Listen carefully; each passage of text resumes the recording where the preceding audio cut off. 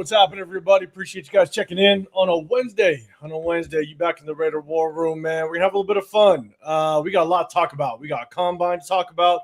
We're having a little bit of fun with that. We got free agency 1 week away. We're definitely gonna talk free agency. We also have a little bit of a report of someone that's tied to Tom Brady that's causing a little bit of friction in the locker room / headquarters. We're gonna get your guys' feedback on that. We're gonna talk about that here in a second. We got to start and bench them, cut them. One thing I do want to say, start and bench them, cut them. We're going to get into it kind of midway through this show, but I did want to show something for everybody that's already starting to kind of jump up in here. I'm going to share the screen really quick.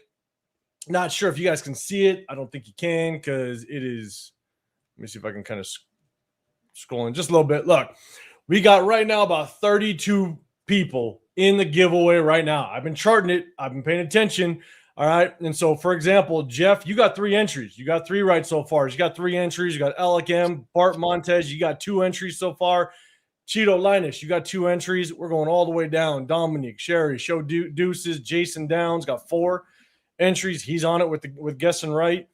So you got all these people entered into the giveaway from the start 'em, bench 'em, cut 'em, going all the way down to the 805, number 32 in the building. Raider Ryan, you're on here, I believe. Let me see. Yeah. Let's see. None of those entries matter. Raider for Chris is anywhere on there. You guys just don't even play. Food Chris is on here. If he's the only one on there, it's a wrap for all of you guys. Chewy's got my number on my giveaway. So, but look, we got a bunch of people. In my opinion, you got 2. It was Chewy that always wins. Then I thought it was Raider for Chris. It's Chewy that wins all the time. Yeah, Chewy steals them. I don't know. He has it rigged. Bro. He's got your IT guy in training for him. That's what he's got. But we're kind of just moving all around. But everybody, you guys are entered in. We got 32 total. Bunch of people got multiple entries, so we're gonna have a little bit of fun with it. Just want to show that real quick. I'll show it one more time. We do our start and bench and cut them.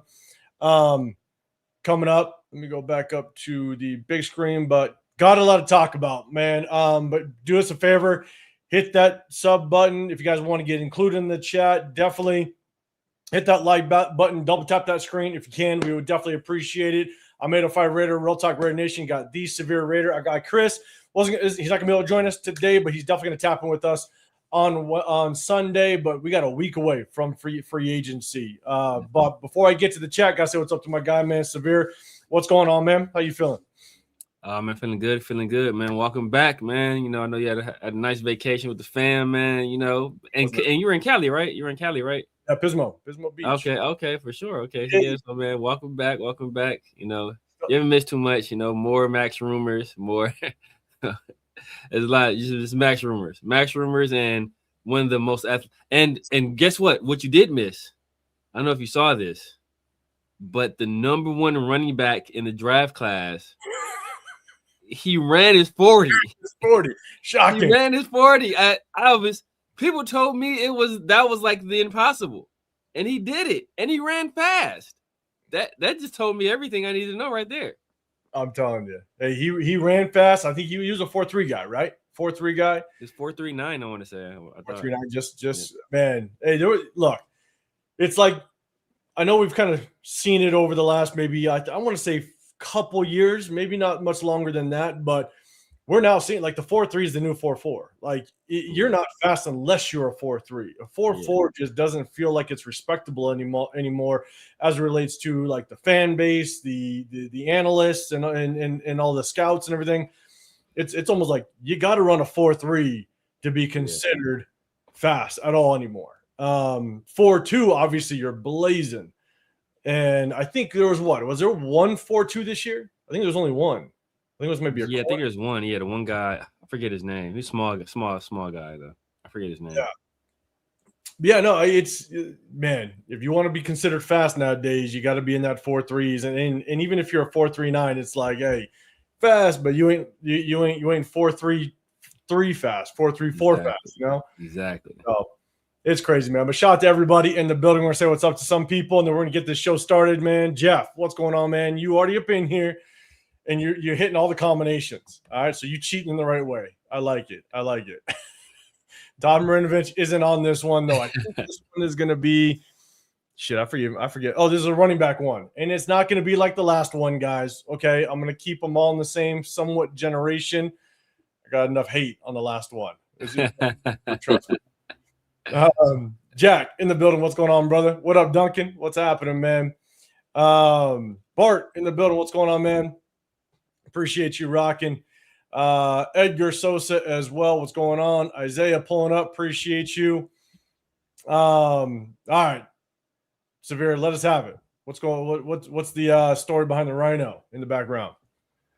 Oh, so my guy Big Mike Raider, he's a guy that made the logo for me, and basically, it was like, you guys know how I get, man. When I go my tangents, man, he was like, me when I get in that mode or in that zone, it's basically like a rhino charging at you full speed. So that's what inspired the logo for him. So. That's what it was. I just stuck with it. That's awesome, man. Shout out to Big Mike Raider. Definitely, guys, go hit him up. Go check him out. Also, did he do it this year? His 30 days, 30 prospects. Not yet. He said he was going to do it though. I think he's calling it something else, but he is. He's still doing it this year though. Okay. Look, anybody that just tries to reach out and take a look at prospects and give you a little more insight on who they are, I encourage everybody, do your own homework. Go look at the film for yourself. But the guys like Big Mike doing his 30 days, 30 prospects, as well as ECG. I think not East Coast Gridiron. Gridiron Apex. I mean, he's got at least throw names out there so and understand who is out there. But again, I encourage everybody, go do your own research, go do your own watch your own film. We're going to do some film watch on Sunday. I'm starting to break down some of the free agent prospects out there that's high. Leonard Baum, Devin Lloyd. We're definitely going to do a deeper dive on those guys on Sunday prior to Wednesday, which everything's going to pop off. So, Eric, Raider Haters, what's going on, man? Appreciate you popping up in here. Raider Ryan, appreciate you pulling up as well. iPan in the building. Good seeing you. Quirt, what's happening, man? You're right about that 3-4 defense, but damn, you severe thought. Hey, switch up that 3-4, man. We're going to talk about some of the D tackles in this class. There's definitely one guy that popped out to me. We're going to talk about that, some of the draft or combine and draft prospects a little bit. What up, John Fallon? What's going on, man? Everett in the building. Looks like you're a Bills fan. I see you down there. Appreciate you pulling up. Anyways, what up, Daniel? What's happening, man? Let's see. We got Keith in the building as well. What's going on, man? Love ran a 4.37. Oh, that's right. He did. Oh, yeah. Okay, it was. Who ran a 4.39 then? Was that Arvell? No, it wasn't. Who ran a 4.39? I forgot who. Yeah, I forget, man. I was trying to watch it while I'm like having dinner. It was on the TV and stuff. Mm-hmm. The family was like, "Why aren't you paying attention to us?" I said, "Because I sat here for a reason. The combine's on the TV." But hey, yeah. I was able. Oh no, it was Kenyon Sadiq. Oh yeah, the tight end. Yeah. Kenyon Sadiq ran 4.39. Yeah, hey, he's flying. The first time freaking nature. That dude's a freaking nature, man. He is. Okay. We're not going to talk about tight ends, but I'm going to tell you right now, I feel like tight ends are becoming better and better. You know what I'm saying? Like as the transition started to happen, when you had like the Travis Kelce's and stuff like that, where you had more athletic tight ends that could really expose the matchups between linebackers and safeties. I mean, it became just a really big point in a draft that if you needed a tight end, you better get one early, because the top tight end, there was a really big difference between the rest. And it just feels like the tight ends are becoming better and better. And I don't know if it's because the college ranks are doing a really good job and a better job of just preparing tight ends or using them in a way that they see the mismatches as well. Obviously, you have the Oregons that do a really good job of stretching the defense and stretching the field and be able to kind of use tight ends more athletically in open space, which actually translates kind of well to the NFL. Yeah. And so I just feel like there's more and more tight ends coming out every year, and you don't necessarily have to go get that top guy, because you might be able to get the fourth guy, and he's actually just as good. You look at the Tyler Warrens that are coming out. Yeah. Oh no, Severe, what's your thoughts on that, on the tight ends? And just, I feel like there's just more coming out that are better suited as like a Brock Bowers and stuff like that. Yeah, I think now, because I think now since the league is starting to use the tight ends more as a weapon in the passing game, I think a lot of these guys like Akeem Sadiq in past years he might have just tried to play like a big X boundary type receiver and be that. But now that hey, I can keep this weight, I can be 250, and run a 4.39 and jump 43.5 inches and be a tight end and still be a weapon and still get the ball, still get touches and still, so now it's inspiring people to say, what, I don't have to slim down or I don't have to try to lose weight and just be a big receiver. I can make that transition and actually put on weight and be a tight end and still be utilized offensively. So I think just like the league changing into more of a passing league, offensive coordinators being more creative with how they use the tight end positions. Obviously, guys like Kelsey and Tony Gonzalez and Shannon Sharp and Antonio Gates was a big one. Like all those guys, they kind of put that position on the map. So and Jimmy Graham obviously too. I can't leave him out. So and Dallas Clark, there's a bunch of them, a bunch of guys. Jeremy Shockey. It's a bunch of guys that did it. So, those guys kind of put it on the map and now it's making kids want to play that position.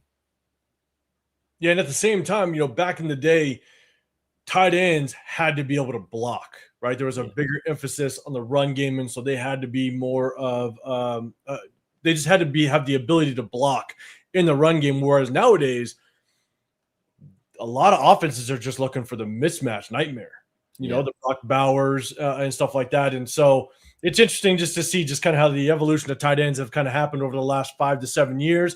And I think that there's more and more being developed through the college ranks. And it's interesting just to see just how these tight ends are kind of bringing a new game to the league. So, but shout out to Myra. Hey, we're going to be in Pittsburgh. So everybody, if you guys are going to Pittsburgh, we're going to be in Pittsburgh for the draft. I'm going to be in there Wednesday night. We're going to be there Thursday, Friday. And then throughout the early part of Saturday, I think myself, I'm flying out Saturday night. Severe, I think you might be taking off Saturday night as well. But we're going to be there. So definitely hit us up. I think Jeff's going to be there as well. Our guy Chris is going to be there. So definitely hit us up. We're going to find a spot to chill out, hang out, and have a good time. And probably be the hated ones if the Raiders trade back and we're celebrating. Oh, my God. We're going to be celebrating live. We'll be the only ones celebrating. We're going to be the only one. Us and Jeff. Exactly. But shout out to Myra, man. We're going to be out there. We're going to be a lot of fun. A lot of fun. What up, Tony? Myra, you going straight to Philly after? Oh, yeah, you're going to party even more then. Oh, Jesus Christ. Okay. Jesus in the building. You're saying, do you see Michael Mayer being involved more? I think so. And Severe, I'll throw it to you in just a second. I think so, and mainly because we kind of broke down the game film of what Clint Kubiak likes to do, and he likes to use his tight ends, and they have to be able to block. And this is going to bring out the blocking tight end that we want Michael Mayer to be. So I think that he's going to have a big role. Severe, your thoughts?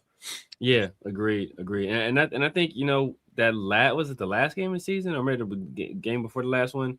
He when he was getting some targets, he acquitted himself well, and I think putting that on tape, I think that bodes well for him. I think Clint, we know he's a creative offensive mind. He's a guy that's going to put his players in position to succeed. And I think that Michael Mayer is a weapon. He was a highly touted tight end. He was the focal point of the offense in Notre Dame. Anybody that's a Notre Dame fan, you guys know he was essentially the number one target there. So I think Kubiak sees that. We all know Brock Bowers is going to get a lot of targets or a lot of attention defensively. They're going to spend a lot of time trying to take him out or keep him from being involved in the game plan. That should leave a lot of openings for a guy like Michael Mayer to succeed. Yeah, and Duncan, you're saying thoughts on Nowakowski from Indiana. I think the tight end over there, I personally think he'd be a great fit for us. He can be a good utility guy that can play fullback, tight end, and wide out, and he blocks really well. I'll have to do more research on him. The only thing I would say is that he was part of that Indiana running game that was very, very successful. So if he was a big part of that and they utilized him well, I think he could probably bring a lot of use in the Kubiak offense. But I got to do more research on him. So, any thoughts on Nowakowski? Yeah, the guy. Yeah, his versatility, I think, will bode well for him if we do end up targeting him. Like he's probably be a super late round pick or UDFA. I'm not sure where the NFL is looking at him right now, but like we're in need of a fullback, and one of the things that Kubiak was talking about, I think what at his opening presser was that, like he's not just going to be any guy. The guy, he's going to essentially need to be a weapon. Like think about his time with the 49ers, and you think about Josh Juszczyk. Like that guy's a weapon. So he wants a guy that's going to be able to do a little bit of everything, and that's what that guy does. So I think that's the guy to look at for us to target. Yeah, and I think there are a couple tight ends. And before I forget, Dre, what's going on, man? Hey, we got to find our Willie Lamp of this draft season. We got to find it. We're going to. Right. There are a couple tight ends that I like coming out of free agency. I believe it's the Ravens. He was on the Ravens this year, backup tight end. I'm starting to kind of clip up a little bit of him. We'll take a little look at him and possible free agency. Which one? I was looking at my notes on my phone. I have the young guy, not likely, right? Isaiah Likely? No, not Isaiah Likely. He was more of a run blocking tight end. Oh, okay. With the Ravens, did a really good job. I got to find his Charlie Kohler. Kohler. So he's more of a run blocking tight end. I also like Quentin Morris. He's a free agent. He's a run blocking tight end. He played for the Jags. And another guy, Tyler Higbee. Yeah, he's nice. I like Tyler Higbee. Rams, and he had to block like crazy in that Sean McVay offense. Yeah. So he could be potentially out there. Two guys, the guys that I like coming out of the draft, which again I think he's gonna get taken early, and I don't know if we would prioritize it. That Ohio State tight end, I'm blanking on his name. I think he could be a monster in the run blocking scene. Then you got the Alabama tight end. The only reason why I kind of liked him a little bit is because obviously I watched a lot of Ty Simpson, and so the more I watch him, he's more of a passing tight end. He can definitely get involved in the run blocking. But then the Stanford tight end, I think his name is Sam Rout, I believe. He's more of a run blocking tight end, and he might be a day 3 type of guy, possibly. And so those are the 3 tight ends in the draft that I'm kind of looking at. But I definitely think we're going to bring one through free agency or possibly the draft, because I do think that we're going to utilize some tight ends. And so, but we'll definitely need a fullback as well. Yes, definitely. So appreciate everybody else rocking up in here. Cobain, I see you. We got Space Beast in the building as well. What's going on, man? Keith, yes, likely is a free agent, but there's a really good chance they're bringing him back. I don't see the Ravens letting him walk. They better. I'm saying. Tony, all the Raider Nation is very excited for the Silver and Black to receive the number 1 overall pick in the 26th NFL draft. I just wish John Madden, Ken Stabler, and Al Davis were here to see this. Yeah, and you know what? If Al Davis was still here, who knows what we would do with that number. Oh my God. And Jeff, yes. We'd be taking Sonny Styles would be the number 1 overall pick. Probably. You're not lying on that. You are not lying on that. AO in the building. What's going on, man? Okay, let's get to we're gonna do a little bit of combine talk. All right, and then we're gonna go into you know what? Let's first do the story, and then we'll get into combine talk. So let me move this over a little bit. I want to make sure I have the story up. Where'd it go? Oh, you know what? I think it went away. Let me find it real quick. For sure. But basically, the story is surrounding Alex Guerrero. Alex Guerrero is a guy that's very tied in with Tom Brady. Yeah. He's followed Tom Brady basically wherever he's gone. Yeah. There was some turmoil that the more and more I've read into it, there was some turmoil with him over with the Patriots. Yeah. And so let me see it. Okay, I got it. Bang. Let me go ahead and pull this up really quick. Apologize. I had it, and then I think I clicked out of it. Let's see. Bang. Okay, let me go ahead and share the screen. We got him up here. I'll go ahead and bring this up. You guys can't see it, but I'll go ahead and read it. So basically, Maxx Crosby, amongst others, are reportedly frustrated with the presence of Raiders wellness coordinator, Tom Brady's confidant, and his longtime body coach, Alex Guerrero.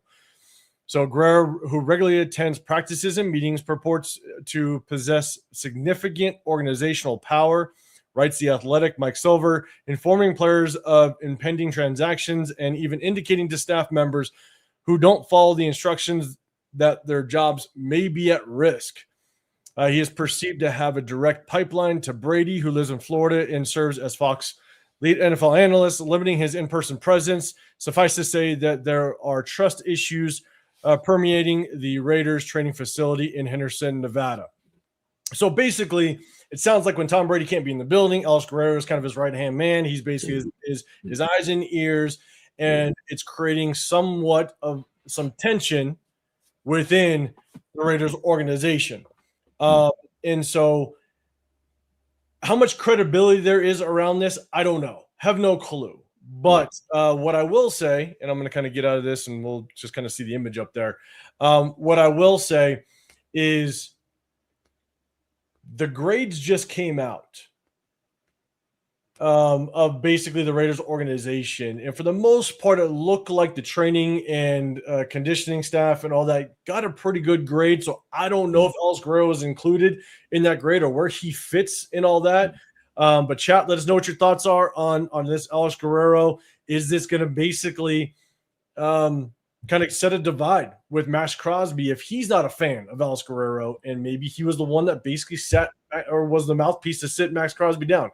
I have no clue. Chat, let us know if you think that there's anything going on in this. But Severe, what's your thoughts? But also, do you think that, where do you think he might land in the whole grading of the organization? Because again, I have no clue kind of where he lands and all that. But what's your overall thoughts? I mean, everywhere in the organization got pretty solid grades outside of Chip Kelly, and or you can maybe say Greg Olsen. They got Fs. I think that was more so a Chip Kelly grade. So even no matter where you would figure him in there, like ownership, training staff, strength, all those people got A's for the most part. So I don't know where he would factor in. I don't know if his influence or how heavy his influence was, at the time or throughout the season. Did he get more involved late? Especially now that Mark Davis has essentially empowered John Spytek and Tom Brady to run the football side of things. Maybe since Brady is in Miami and he can't always be in Vegas and he does have other obligations that he is utilizing Guerrero as his eyes and ears, as you said. And so now Guerrero is taking a more heavy-handed approach and that's starting to bother people. Maybe that's the issue. But I mean, we didn't really hear it. I don't remember hearing any of this during the season. This seems to be coming out now, and it seems to be coming out now. And the prominent name that was mentioned was Maxx Crosby. So could this be a Maxx Crosby created situation in order to justify him eventually saying, "Oh, I don't want to be here," and so that way he has a fall guy or a scapegoat to kind of say, "Oh, this is the reason I'm not here. Don't blame me. I'm Max. I'm still your guy. I'm still Raider Nation till I die. I still got the tattoo, but I just couldn't deal with Alex Guerrero. I couldn't do it anymore." And so the fans don't kind of turn on him. I don't know if that is the case, but no other player was named. I haven't heard about any other player having an issue with them. Brian Hoyer went on. Brian Hoyer was former Raider, former Patriot as well, went on X and said that he always had great interactions with Alex Guerrero, so he doesn't know where this is coming from. So it seems to me that this could be a Maxx created controversy. I mean, could be. Raider Vic mentioned, does Guerrero have more influence than Jim Gray? The only thing I'll say to that is I think it's two different influences, because I know Jim Gray has Mark Davis's ear, crazy. But then you got Alex Guerrero that probably has Tom Brady's ear. So I think it's just two different ways to look at it. But also, I think Tom Brady has a massive influence on Mark Davis. I think Mark Davis looks up to Tom Brady. You know what I'm saying? So it's like it's a weird dynamic. Severe, any thoughts on that? Yeah, that definitely, especially like in terms of football, he really, really trusts the evaluation and trust, whatever Tom Brady says. And, a lot of the decisions made were, Tom Brady influenced decisions right down to not going after Sam Darnold. And, he signed off on Geno Smith, and he was the person with that hired, was it Corn Ferry that, eventually landed us with, old man Pete. So like Tom Brady is the one that came up with the idea to marry Pete Carroll and Chip Kelly. And so a lot of these decisions are Tom Brady decisions. So I don't know how long Mark Davis will continue to be enamored with him as a football mind and with the possibilities that he can bring in terms of, being the pseudo president of football operations. But if we don't start seeing some results soon, I would hope that, like Mark Davis puts more of that onto Spytek or into Patch or into Hunt rather than Tom Brady. Yeah, I'm with you. And basically, Ryu, Ken, what's going on? You said in the Raiders isn't even Tom's main priority. He's doing like 20 other things. Trust me. Yes. I think we've kind of had that argument. We've definitely talked about it to where, look, if you're gonna be part of ownership, and this franchise has been a disaster for so long, like if this goes wrong, if this doesn't work, then Tom Brady, your fingerprints are all over this thing, and you might as well just get the hell out based on the lack of what you were able to do even last season and some of the decision making that you had. So, hey, if he wants to tie this name to it and he wants to half-ass it, it's on him, and he's going to fail as a minority owner. But we'll see what happens. Ricky Beers, what's going on, man? Smells like when Tay said he didn't know what was going on, but behind the scenes he was asking out. I think what's tough is Maxx is going a lot. Like you see him, his presence is everywhere. And the more and more he goes on podcasts, I'm really curious what his strategy is. Like I understand he has a social media presence, right? But like the more and more you go on podcasts, the more and more you're going to get asked the same exact question. So my thing is that you have all the money in the world. You don't need the money. You don't need the fame. Exactly. So why continue to go on these podcasts if you know that's going to be the main question? Exactly. That's going to, if you're on a podcast for an hour, that's going to be 55 minutes of the podcast of people asking you that question. Are you going to be a Raider? Are you, so it's like, exactly. I just don't get it, and what's your thoughts on that, Severe? Because if I knew I was staying or I wanted to stay, I'd probably just stay away from that part and be like, bro, I'm done with the question. I don't need to be answering that question. I know what I'm doing. But he continues to go. It's weird. He does. It's like, if anybody's ever grew up in a rough neighborhood, you knew there were certain streets you don't go down. Because if you go down those streets, there's a chance you can get pressed. Now, would you get pressed every single time you go down those streets? No. But if you continue to go up and down those streets, that raises the likelihood of you getting pressed. So if you don't want to get pressed, you don't go down that street. And the fact that he keeps going on to these podcasts, and at this point, he knows full well he's going to be asked the question. And how I know he knows full well he's going to be asked the question, because anybody that knows how the media space works, especially with some of the smaller podcasts, and especially if you're a big star and they want you on there, you can set parameters and say, look, I don't want to be asked this question. We're not going to delve into this topic. And if you want me as a guest, then this is the agreement. And so like he's going on other smaller podcasts and they're asking him the question. So he knows full well what he's doing at this point. And he keeps it. So don't throw stones and hide your hands. Like, I don't know why everybody keeps asking this question, or why is all this speculation going on? Like the girl just asked him the other day. I think it was somebody told me it was Puka Nakor's girlfriend. But like he was on a podcast with her, and she's like, "Oh, I got to ask you the question. Like, are you going to be a Raider for life?" And then he like, "Oh my God, I have a great life. I have great friends." And like, bro, like he didn't answer in the affirmative at all. He deflected.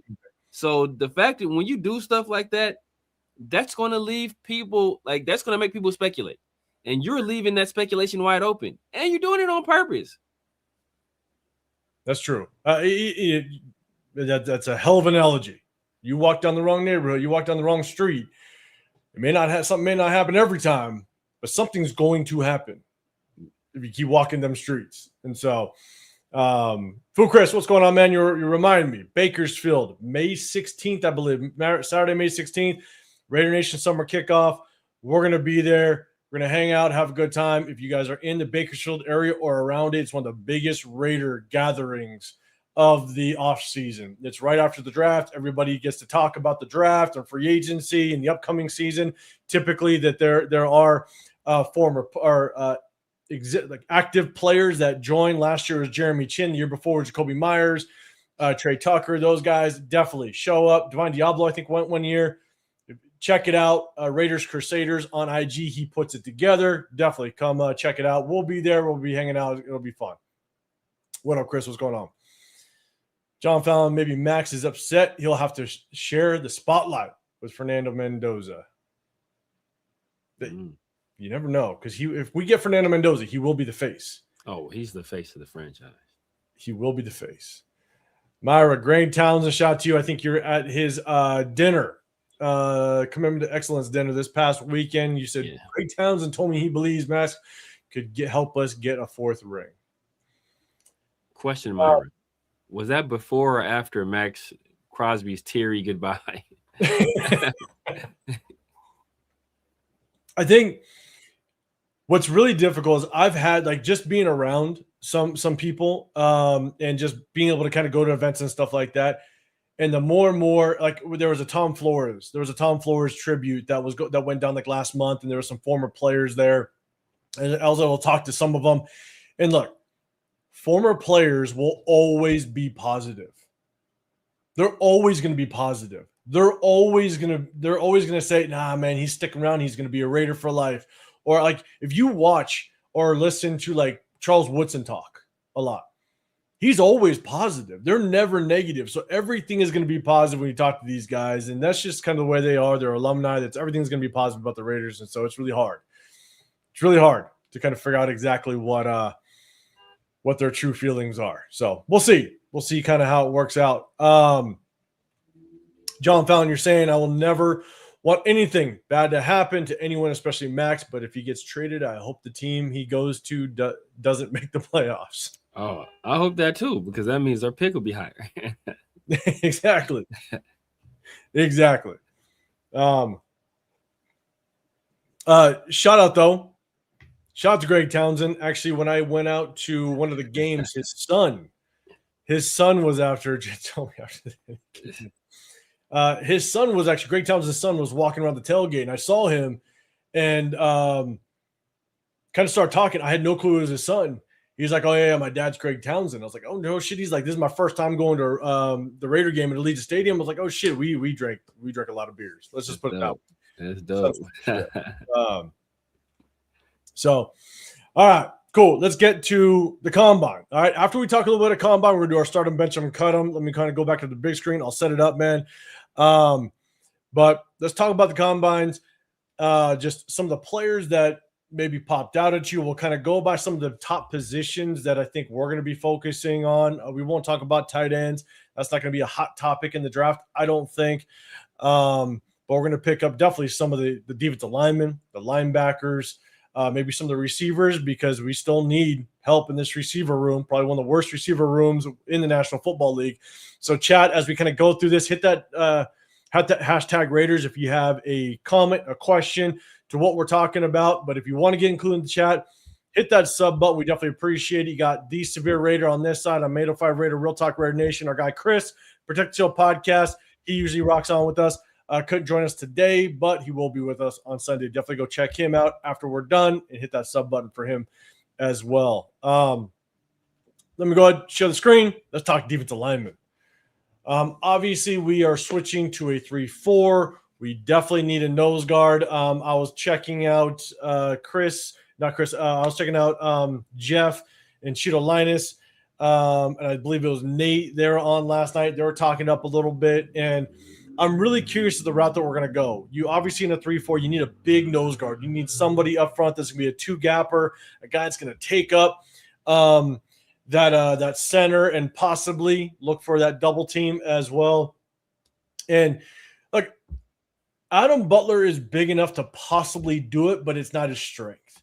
Like Exactly. if you want to use Adam Butler as a nose guard, he could two gap with ease. He's quick enough, he's fast enough, he's strong enough. He could do it, but it's not ideal. He definitely is more of like a three technique, a five technique, and he's a bigger body. He's quick. He can play in that interior D line, the 3-4 defense.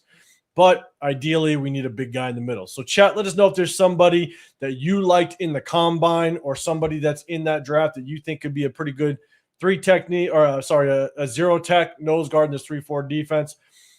Severe, anybody pop out to you in the combine on the defensive line side?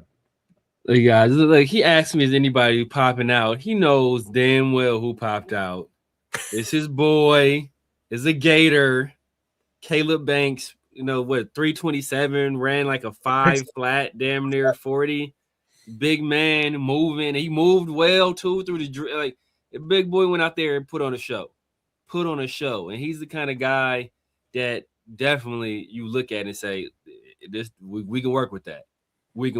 I think, and that was day one of the combine. He went out there and did his thing. So he's obviously a guy that popped out immediately.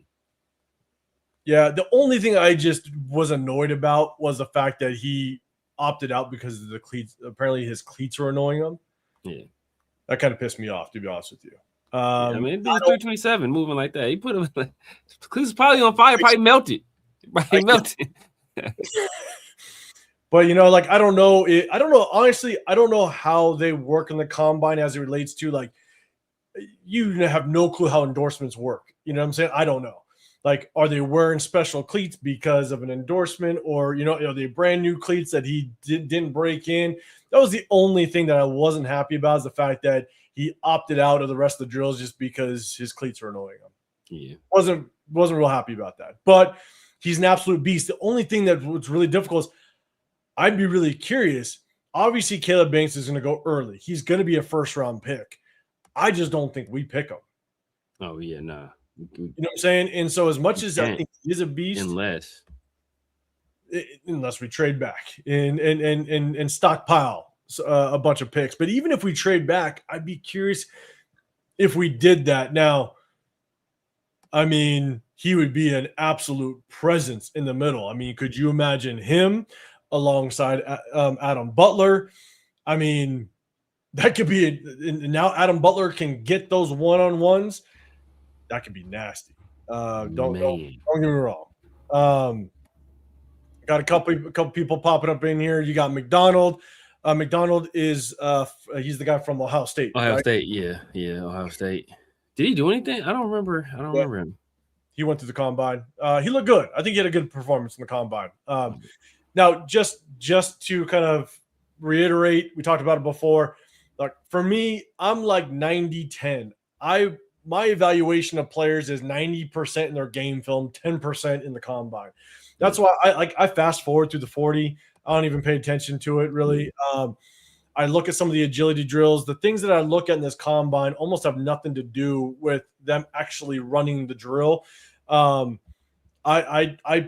weigh 90% of my evaluation of these guys on their game film.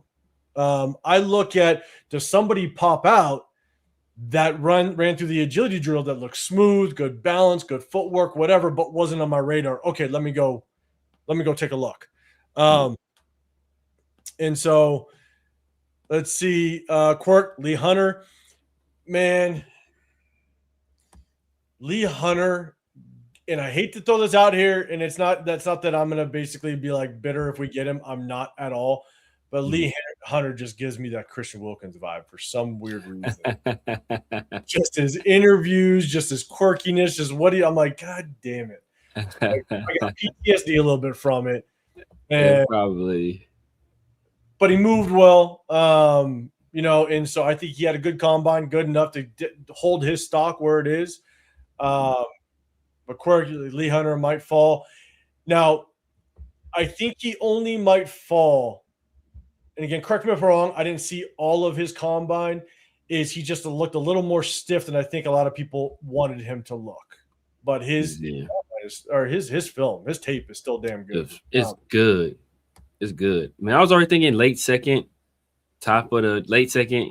Late first, top of the second. But yeah, now he's probably squarely in the second. Is my assumption. Yeah, Lonte, Caleb Banks, without questions, he's going first round. Yeah. Oh yeah, for sure. Yeah, he's for sure going. Chris, we're gonna talk about linebackers in just a little bit. We will, promise. What up, TK? What's going on, man? Xavier Harris. Oh God, I honestly he's a D tackle too. I forget what school he went to though. I think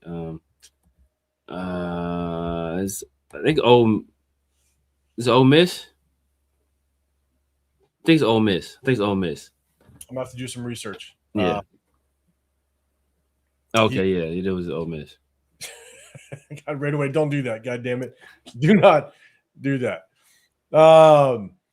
And so, okay, so look, you got a ton of I actually think this D-line class is deeper than I previously thought. I think the edge rushing class, so we can talk about the edge rushers a little bit because they're kind of intertwined with the D linemen. I think it's a deep edge rushing class.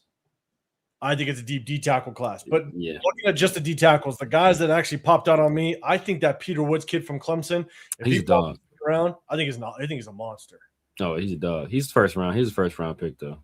First round for sure. Okay. Yeah, he's first round pick. Yeah, he was forever. He was like the number one guy in the class forever. Yeah, he had a down year this year, but going into this year, he was like, solidified number one D tackle in the class.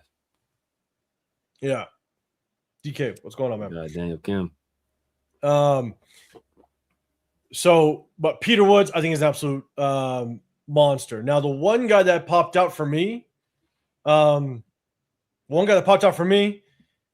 is Chris McClellan from Missouri. Chris McClellan from Missouri. I saw him kind of going through the bag drills, everything. I was like, okay.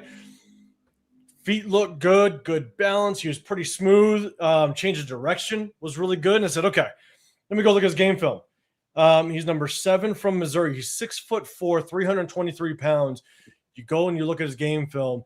I think he's possibly be a day two guy. Maybe his combine performance is gonna move him up a little bit. But man, if he's like a third rounder, bro, he's athletic. Yeah. He's got that quick first step. He's without question a 2-gap guy. If you put him as a nose guard, but you can get him in maybe day 2, a third round type of guy. Again, I don't know exactly where he might go, but I was like, damn, he looked like he could be he could be a stud. Also, that Zane Durant from Penn State, smaller guy, 6'1", 285 pounds, but he could be more of like an edge guy or an end in a 3-4 scheme. So if you could possibly put him more like a 5 tech, I think he could actually be very interesting, very athletic, quick off the ball, but still can play kind of in that interior. So that Penn State guy, I definitely would take a look at him. I don't think that he participated in the combine, but Overton, 6'5", 283 pounds. I believe he's from Tennessee. The other guy that I didn't find him, so I'm gonna do a little more research. But Chris McClellan from Missouri, man, a guy I like. I don't remember if he participated in the combine, but call him a big citrus. Dominique Orange. He's from Iowa State. He's a big boy. He's pretty good too. Is he? Okay. Sure. Yeah, I don't remember if he participated in the combine though. I don't remember him, but he's the guy that's on my radar, and he's like a late second, early third. Yeah. All right, I'm going to take a look at that guy too. Yeah, Jason. Hey, the kid McClellan from Missouri, man, he just looks smooth again. I don't know if we go interior D lineman first round. I mean, we could, but Clint Kubiak is probably going to get some of his guys for his offense. I can see us go offense pretty early, but we'll see how it plays out. But yeah, that kid from Missouri, I liked him as an interior defensive lineman. Yeah, man. Hey, shout out to Severe and Pharaoh, that late night. was wild. It was good shit. Appreciate you, Jeff. Appreciate you, man. 100%, man. Shout out to you, Jeff. Let's talk a little bit about the edges. Let's talk about a little bit the edge group. Let's do this. Obviously, I think this edge class is probably one of the more deeper position groups in the draft this year. Agreed. I'll throw it to you first because I got a couple guys. I'll throw it to you first, Severe. Any guys that are just high on your radar? If we go edge, let's say theoretically we move on from Maxx Crosby. Now you have to address it. You know, for some of the guys that you'd like maybe early on in this edge group. And chat, let me know too. Hit that hashtag Raiders. We'll definitely pull it up. He doesn't get a lot of love, but Cassius Howe, the guy I like. Cassius Howe's the guy I like. I mean, you know, we probably won't unless we trade back, and we'd have to stay top 5 in the trade back. But Arvell Reese obviously is a guy that I think, you know, coming to the league, he's going to be an edge. And I think he's a guy that offers you a lot of flexibility because I think he can play, you know, linebacker in the 3-4, and then when you go to your sub packages, and go to like a 4-3, you can put him on the edge. And then you can still basically be in a pseudo 3-4 because, you know, you can drop him. And he's a guy that can play off ball linebacker, but I think he's going to turn into a hell of an edge rusher too. So he offers you a lot of versatility. Yeah, and so Overton from Bama. Yes, Overton was the guy I was looking at from Bama. Definitely a guy that's kind of on my radar a little bit. Okay, so is this who you're talking about? Big Citrus? Yeah, Dominique Orange. Okay. All right. Yeah. Just with that name, I'm gonna have to do a little more research. Yeah, Dominique Orange. Yeah, he's a big kid. He's a true nose. He's a true nose. He doesn't offer a lot of pass rush, but he moves well. He's sturdy, long arms, like huge hands, and he's a physical dude. He's a physical dude. JT, Big G saying take Dallas. Dallas is 12th and pick up Bain. I am not a big fan of Bain in the top 15, to be honest with you. I haven't been a big Bain fan. I just don't think he's going to be a good edge rusher. I don't think he has the quick twitch, the athleticism to really beat the athletic tackles, even when he gets the top of his pass rush. If the quarterback just navigates the pocket well, I just think I just don't think he's going to be able to get there. I think he's going to be a hell of a run stopper. He's a beast when it comes to just run stopping, but pure pass rusher, honestly, I just don't think he's going to be that good. And if I pick somebody top 15, I want the full package. I said this leading up to the national championship game. The guy that I was going to be watching, because I don't watch a lot of college football outside of my Florida Gators, Hakeem Messidor was the guy I was watching, because the more and more I watched the game film, the more and more he popped off on game film, and he's like 280 pounds. And he's a big kid. He's a big kid. He's a monster. I mean, and so the way that you could use him in a 3-4 defense, I think could be nasty.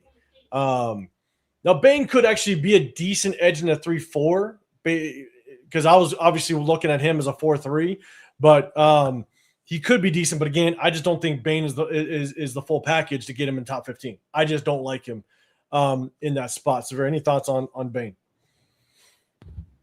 Yeah, that stat they had about the guys with his arm length, I forgot what it was, guys that had lower than 31-inch arms, they've never had a double-digit sack season in the NFL across any position.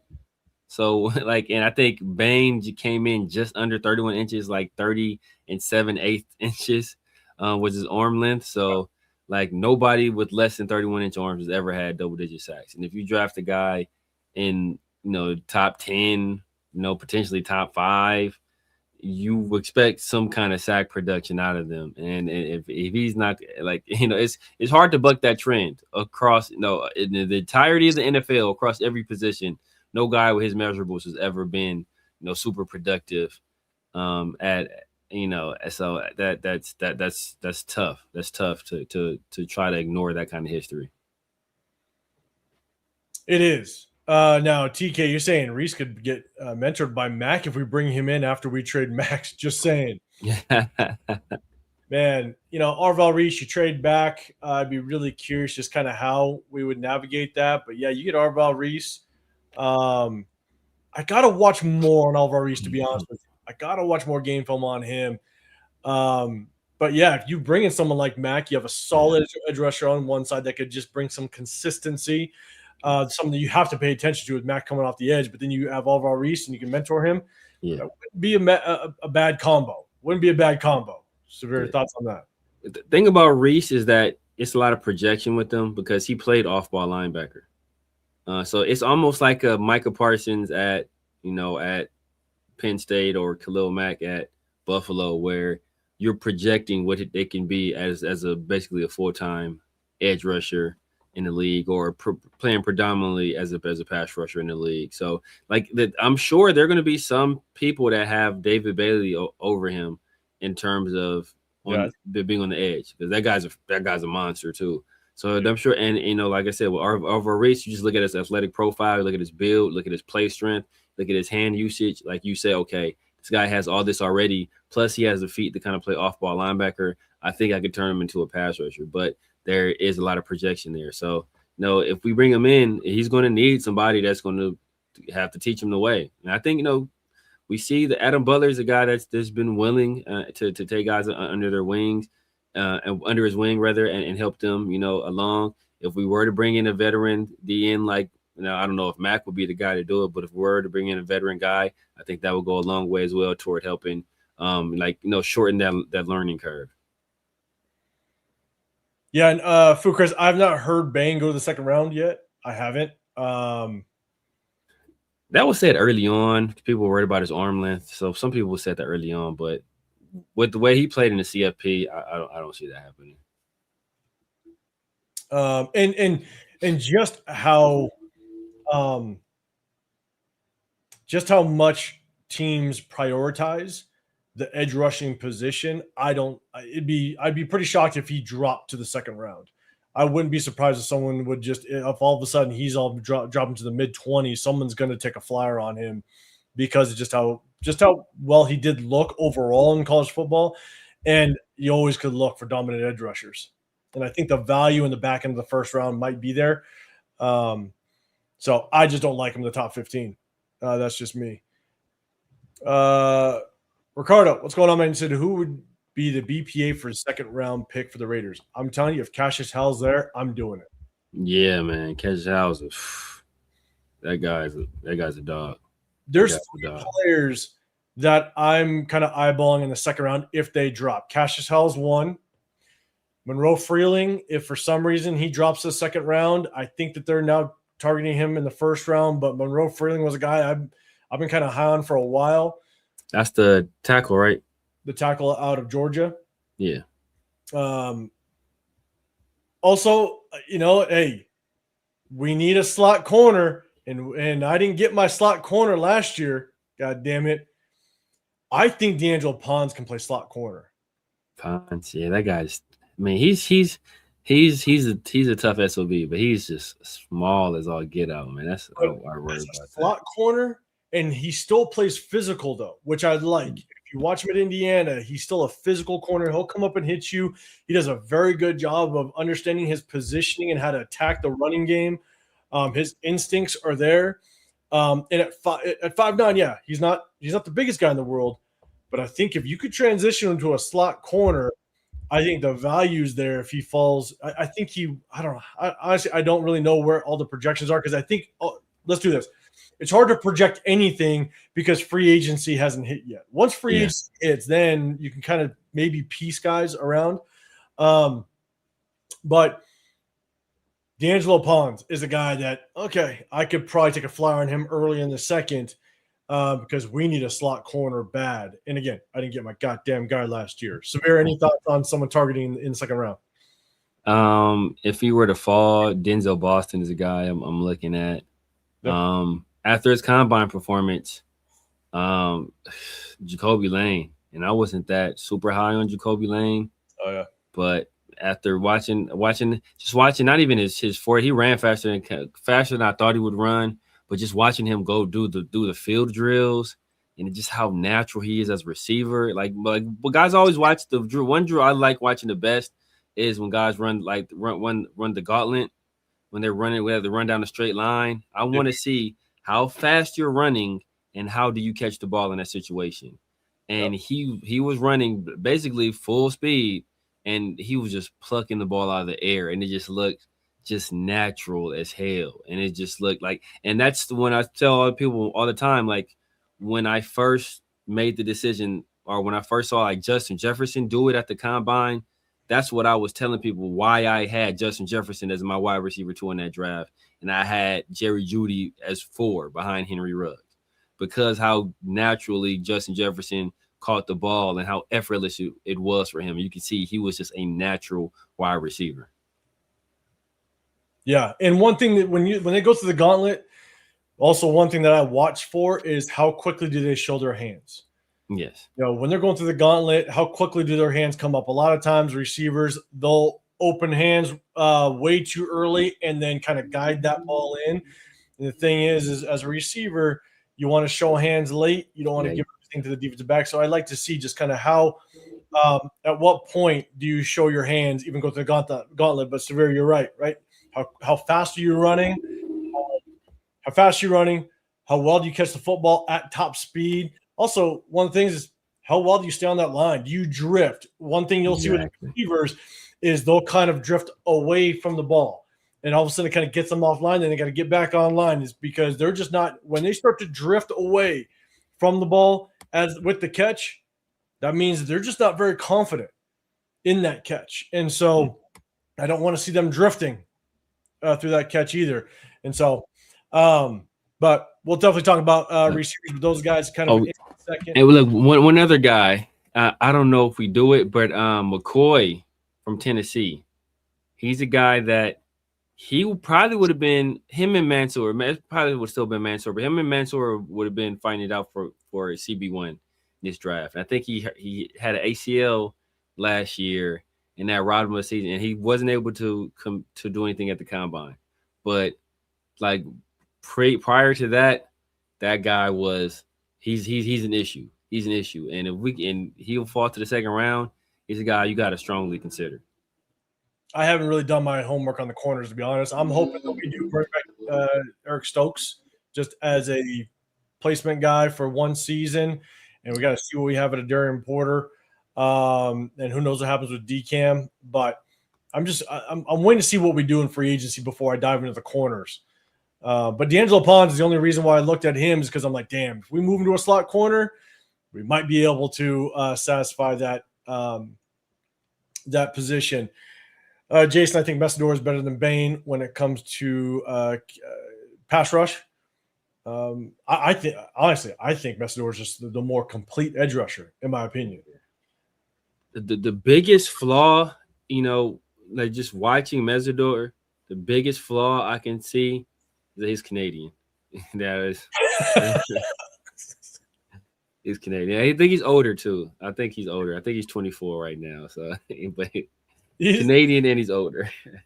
Yeah, he's 24. But I think what's going to happen is you're going to see this transition of people, college players coming out later and later and later, which is wild. I was actually talking to somebody over the weekend about just how it's going to mess up second contracts, to be honest. When guys start coming out of college at like 24, like 25, even 26, and you're getting that second contract at 29, 30 years old, like you're already old in NFL years. Like, how do you get a second contract? You're already like, it's going to be weird.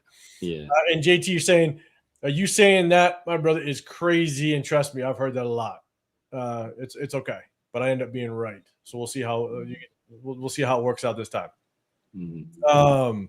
Chris, Messer's dog, he is. JT, back to him. Bain is moving. Mountains Howells has struggled. He does. You go look at the game film. There's a difference in game film. Howell, man, that guy is athletic. He has better instincts than Bain, in my opinion. His change of direction is a million times better. I just like Howell's upside as it relates to just his athleticism, his instincts. And I'll take Howell in the second round versus Bain top 5 or top 10. Like, that's just that's between the two for me. Yeah. What up, Sean? What's going on, man? What about David Bailey and Lee Hunter from Texas Tech? We talked about Lee Hunter. Dogs. Likes David Bailey. I do too. I really like David Bailey. Yeah, David Bailey's a dog. Yeah, David Bailey's a dog. As a pure passer. Now, I do have some concern with David Bailey in the run as being just the complete pass rusher because I think David Bailey likes to use his athleticism a lot and fighting off of blocks at times. And the question is just how is he going to be able to use that athleticism at the NFL in the same way? Because David Bailey, they're projecting him basically top 5. Oh, for sure. Like, he ran a 4.5 at like 251 at the end. And he is explosive. He's like 34-inch arms. That dude, he has tools. He has the tools there. And he was productive too, man. He was a monster with Texas Tech. So one of the reasons they were so good on defense. So like I said, there are people in the league that have David Bailey as their number 1 edge rusher in this class. And I'm not mad at that.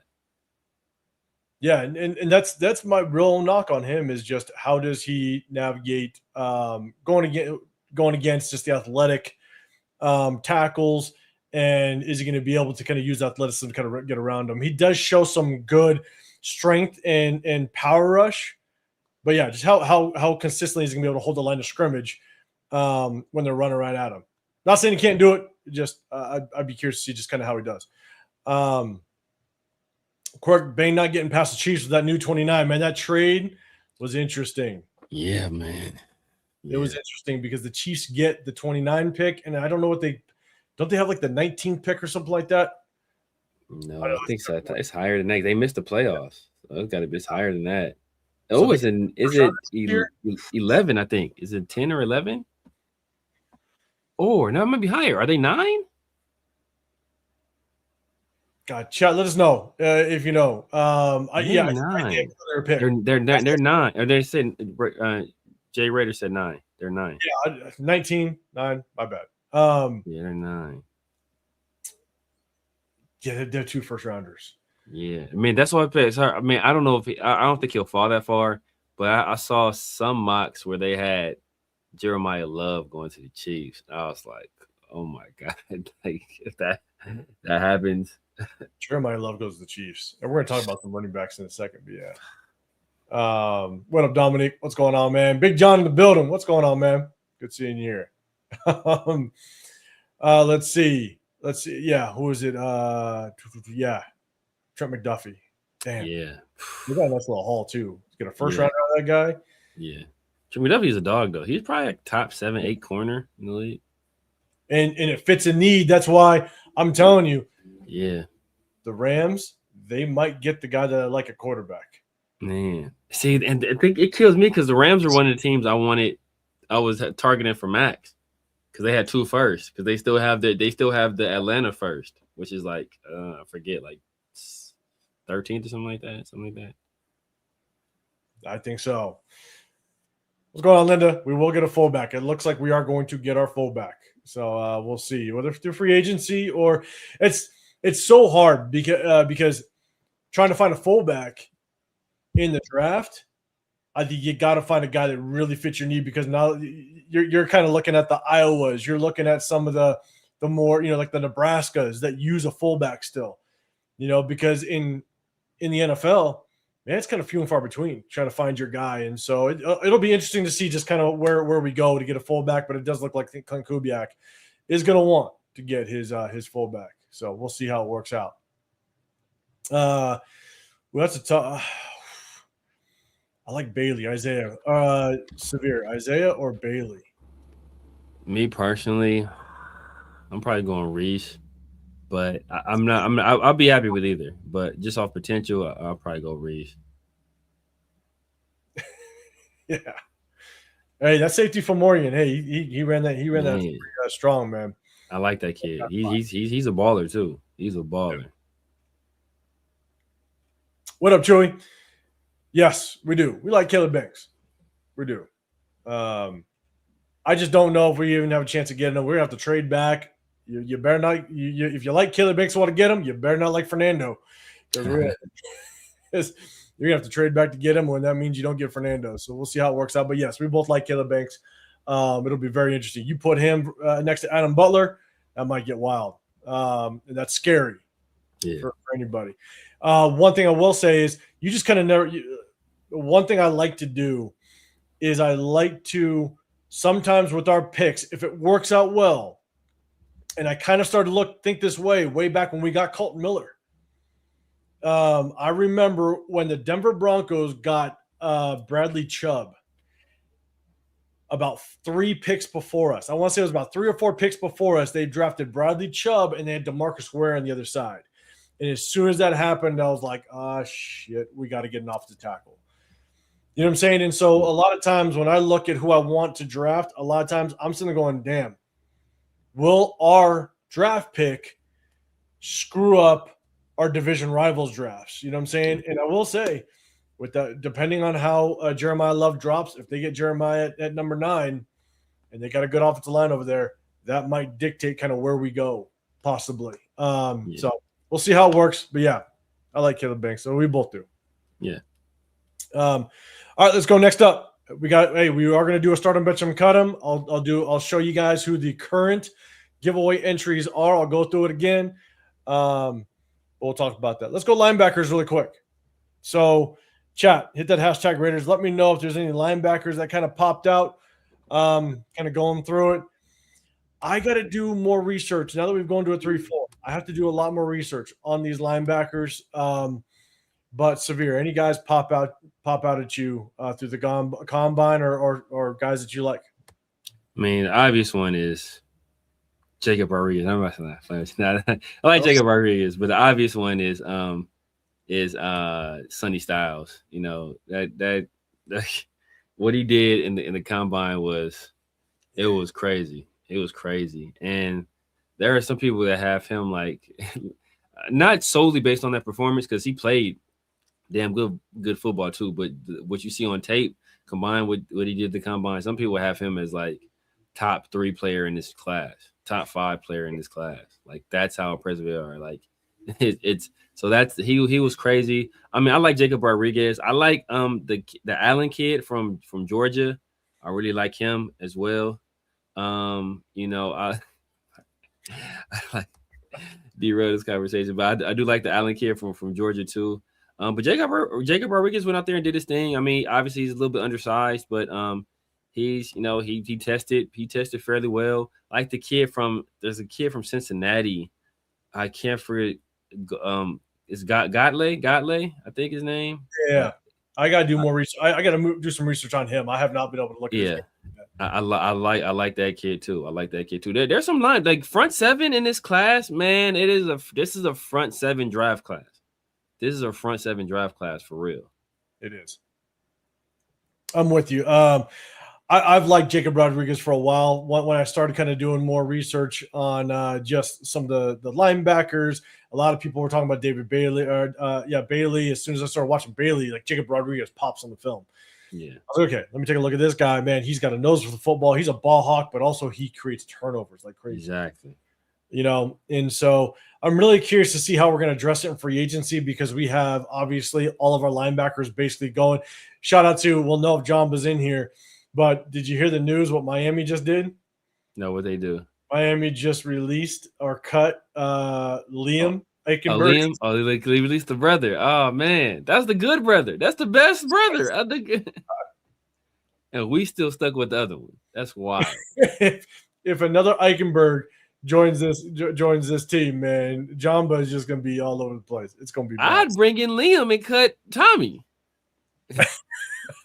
No shit. All right, we'll know if Jumba's in here. We'll know now.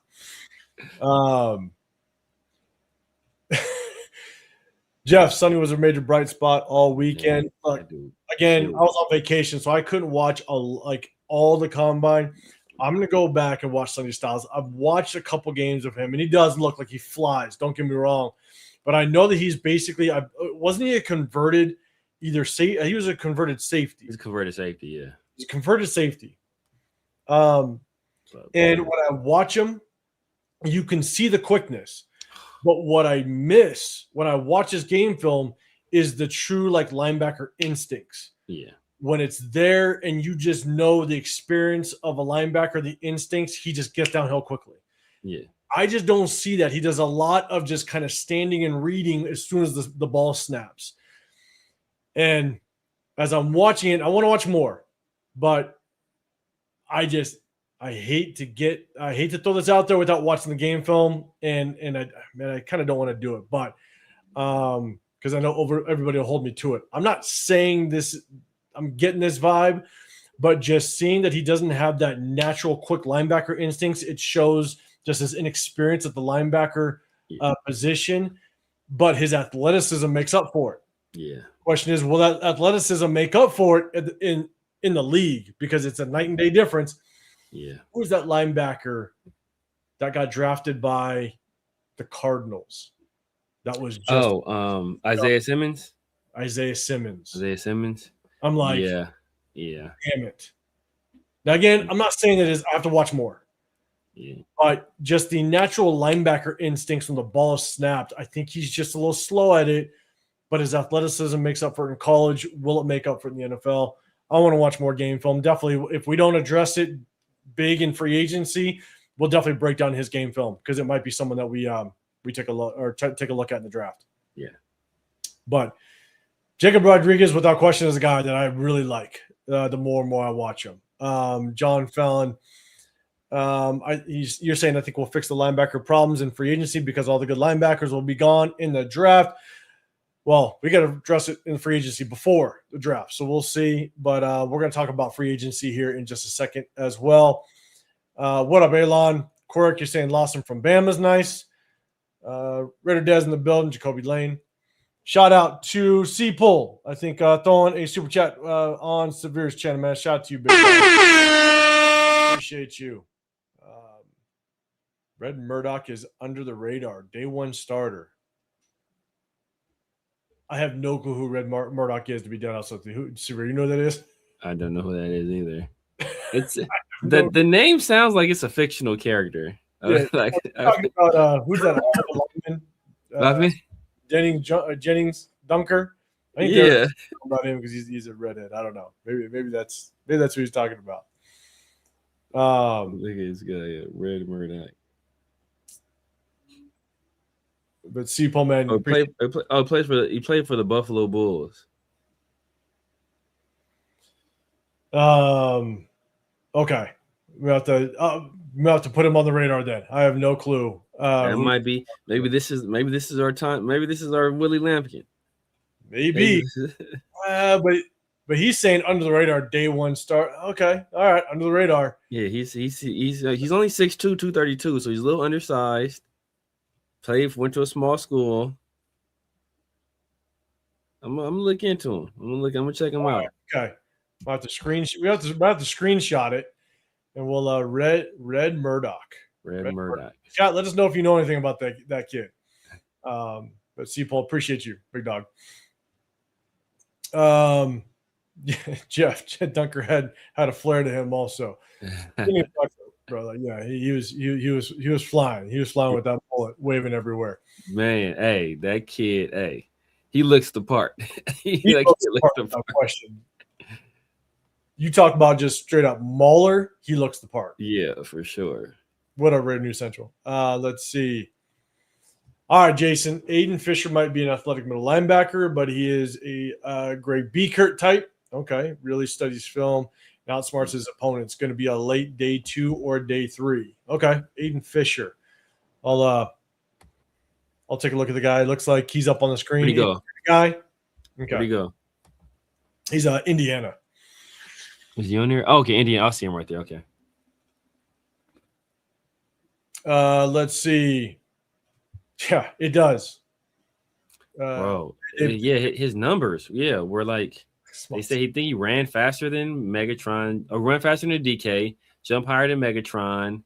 He's like as big as I forgot. It was his athletic profile is crazy. But Kenyon Sadiq's the same way though. Yeah, no, exactly. Talking about Red Murdoch. Yeah. Okay. Red Murdoch. Check him out. Yeah, it's gonna be interesting. Hold on. Yeah, I'll be on with Jeff tomorrow night, and that's gonna be clean. Yeah. Well, check that out. We're gonna.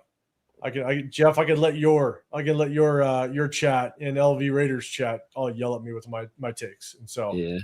I think LV. I think Nate and Jeff are on the same page though, right? Aren't they with us? Aren't they aren't they undesirables like us? Can hate me too, so it'll be fine. Yeah, tomorrow Thursday night, 7:00 Pacific time, 10:00 Eastern. So I'll be with them, man. It's gonna be fun. Okay, kind of went over linebackers. I think next up, receivers. All right, chat. Let me know if there are any receivers that are out there that you like. Definitely hit that hashtag Raiders. Let me know. There's definitely a couple guys that I like. So Severe Man, thoughts on the receiver group? Anybody that you liked? Obviously, we're still looking for at least a number one. And we got probably one of the worst receiver groups in the National Football League right now once Jacoby Myers left the building. Anybody that's on your radar? Yeah, man. One of the guys is up there already. Ted Hurst, Georgia State guy, man. That guy was super productive, small school guy. He did have some drops, but he tested well. He tested really well. He's a guy. He's like, it's a slim guy, but he's long frame, long arms. And like I said, he was super productive at a small school. But also the guy Bryce Lance from North Dakota State. That guy had a hell of a combine too. That guy's an athletic freak. I think he put up some impressive numbers. And then the kid from Cincinnati, I think Jeff Caldwell, I want to say his name was. It's like 6'4", 6'5", 216 or something like that. I think he ran like a low 4.3. Or I want to say he ran faster than Dante Thor, or like no, he ran like a 4.37. I want to say.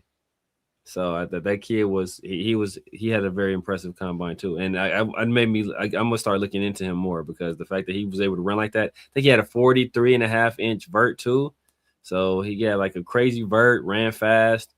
I was impressed with what he did, and he looked pretty good in the drills too. Yeah, a lot of people like Branch. Zachariah he's 5'9". Zachariah Branch. Zachariah Branch is 5'9". He just if you I mean obviously I think he's going to be kind of a later round guy if you even want to consider him. But I watching his combine, I got to look up more at his tape. He definitely moves very fluid, very well. It looks like he's got really good hands, and so and another thing about him is that I want to say when I was looking into him is like 55% of his catches were like screens or passes like at the line of scrimmage or behind the line of scrimmage, something like that. Which is, we're gonna run into that problem a lot in college when you have athletes like that, but that kind of worries me. It definitely can. Caldwell ran good. Cole Kid, Branch, and Fields. I know Malachi Fields. He didn't run that great though. He ran like a 4.6, something like that. He's a big kid though. He's a big body. Did Malachi Fields run that slow? 4.6? Yeah, it's like 4.61. I want to say. I think. Jacoby Lane. I think he looked good for the most part. Yeah, Jacoby Lane. In just terms of what I saw on the field work, Jacoby Lane was my biggest winner at the wide receiver position. And Caldwell, just because he ran, it was crazy and put up crazy testing numbers. But just in terms of what he did on the field. And what he did as in terms of running, I think he ran like a 4.47 like that. Nothing crazy fast, but that's faster than what I was thinking. But what he did, like I said, on the gauntlet and just the other drills, I was super impressed with Lane. Yeah, I still got Cardinal Tate as my number one. I know that there was some controversy with his 40 time. Some people were breaking down kind of where they got the clocks wrong, whatever it may be. But I still like Cardinal Tate. You go back, you watch his game film. I mean, I think he could truly be a number one receiver in the National Football League. I know that there was some controversy with Mekhi Lemon and his interview process and stuff like that. Chat, let me know what your thoughts are on Mekhi Lemon. I know that a lot of people were kind of just on the fence, especially the media and some of the analysts. They were basically saying that Mekhi Lemon just didn't interview well. I have my thoughts on that. I saw just kind of the clips of him and look, like he's a guy from a different area. He's a guy from the LA area. You're gonna just have that mentality. And look, if he's good in the film room, if he's good at studying, if he's gonna pay attention and understand what he has to do on the football field, you can bring whatever attitude you want. But he's from that area. I think I looked it up, and I think he went to I looked it up last night what high school he went to. But it's from the area that he's grown up in. I mean, Steve, I think I told you, like I played a couple years of football in Inglewood, around a lot of people in that area. Grew up around it. My parents sent me to school in the LA area for a couple of years for summer school. Like, trust me, like you just get that personality. So to me, as long as he does well in film room, then you're gonna be all right. Severe, any thoughts on that? Were you able to see it? Yeah. I heard about that too. Like it could be a situation where teams are just trying to tank your stock so that he's available later. But yeah, like he's an LA kid. He went to Los Alamitos. The high school he went to. And SC, I mean, like I grew up right around SC. SC is not like SC is in a rough neighborhood. They're building it up, but it's in a rough area. So, like some of these guys are rough around the edges, but like his production on the field, his work ethic is great. So I'd have no issues taking him. I'd have no issues taking him. And I looked it up as well. Jeff Caldwell ran a 4.31. 4.31? 4.31 out at 6'5", 217 or 216. Jesus, that's flying. Silver and Black Radio Podcast. What's going on? I think that's Will. What's going on, brother? What's going on, man? Appreciate you popping up in here. Salute. So, look, if Mekhi Lemon does drop, like I don't think he is. I want to say I probably got him at the maybe third, possibly fourth best receiver in this draft class. I know he won. I think he was the Blitnikoff Award winner. But man, like I think I got Cardinal Tate number 1. I got Jordan Tyson like 1A. If he didn't have the injury history, I think he would be the number 1. I just hate the fact he'd be clear cut number 1. Yeah. And then I got kind of Mekhi Lemon back behind him a little bit. But what Mekhi Lemon shows on film would be very interesting to see what Clint Kubiak could do with him if he tried to use him like JSN. Yeah. Because Mekhi Lemon, he's shifty. You can move him around on the offense. I think for me, it would be very interesting with what Clint Kubiak could do with him. So I wouldn't be surprised if he's at least on Clint Kubiak's radar if we were to trade back and acquire more draft capital. I'd be really curious. No, agreed. So a couple of the guys that are kind of on my radar, I know he didn't run the best 40 time, but I've actually liked Kevin Coleman out of Missouri. He could be a slot receiver. I do like him. I think he's a really good route runner. I think he's a sure-handed guy. Again, he'd be more later rounds. The one guy that I got to get over my Tennessee receiver PTSD. Brazel. But Brazel, He ran well, didn't he? He ran really well, right? He ran 4.3s. Really well. I think he's more of a complete receiver than Dante Thornton. I never thought Dante Thornton was a complete receiver.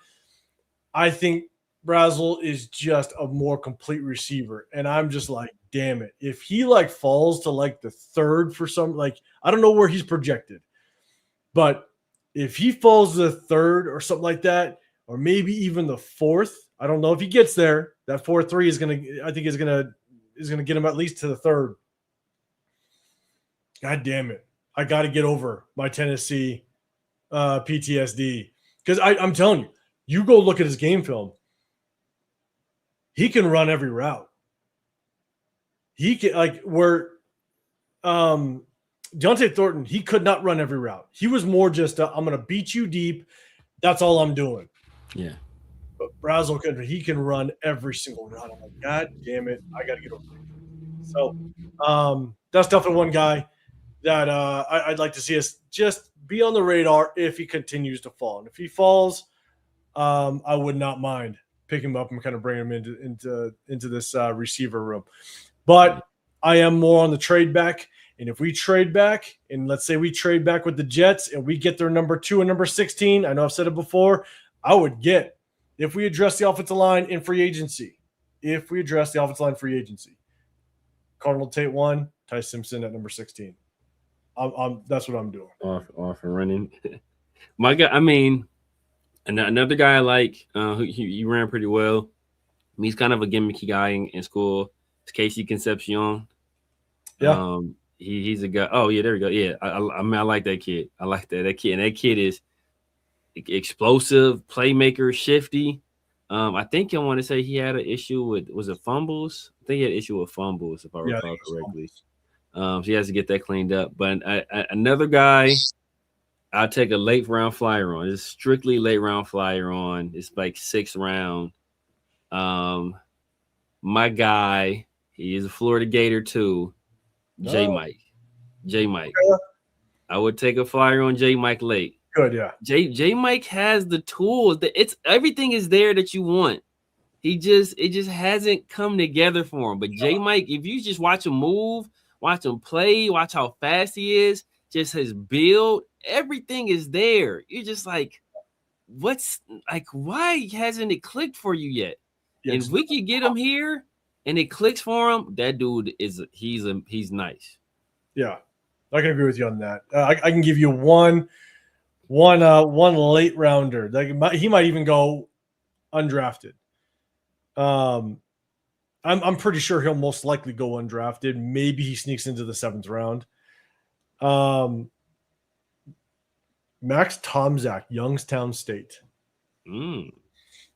6 foot, 195. He's just more of like a he's more of like a slot guy. You'll move him around. He's more of just a good route runner. Again, more of a like a 7th round, maybe even undrafted. I'm gonna keep my eye on that guy. But Gio Max, you're saying, what's your thoughts on Denzel Boston? I like him severe. I know you just said a little bit earlier, but thoughts on Denzel Boston? Yeah, I like Boston. He's one of my favorite receivers in his class. The fact that he didn't run, that worries me a little bit. As long as he runs at his pro day. If he runs at his pro day, okay. But if he doesn't run at his pro day, then I'm gonna start having major concerns about, okay, like, are you just slow? Because some guys don't want to run the combine. It's like Teddy Rowe didn't run the combine. He ran at his pro day. He ran like 4 or 5 or something like that. So like, as long as you run at your pro day, I'm good. You're not running the combine. But if you do an Ashton Genty and you don't run at all, I know what's up at that point. Yeah, and John, I know the Rams sit at 13. They very well could take him. Then he wouldn't be around at number 16 if we trade the Jets. So, but I'm telling you, if Clint Kubiak wants to get his guy, then I would not be mad. To be dead honest, you trade with the Jets, you get 2 and you get 16. If Clint Kubiak drafts Ty Simpson at 2, I'll be dead honest, I would not be mad at him. And that's just my take. Because there's really no difference when it comes to quarterback between 2 and 16 or 2 and 18. There's really no difference. When it comes to quarterbacks, if that's your guy, you get him. That's it. But then you still have that number 16 pick to build. You get an offensive lineman, you get another receiver, you build. But it depends on what we do in free agency. But we'll see. We'll see what happens. Jason, if we get a pick, we can gamble with. 4th, maybe Chris Bell.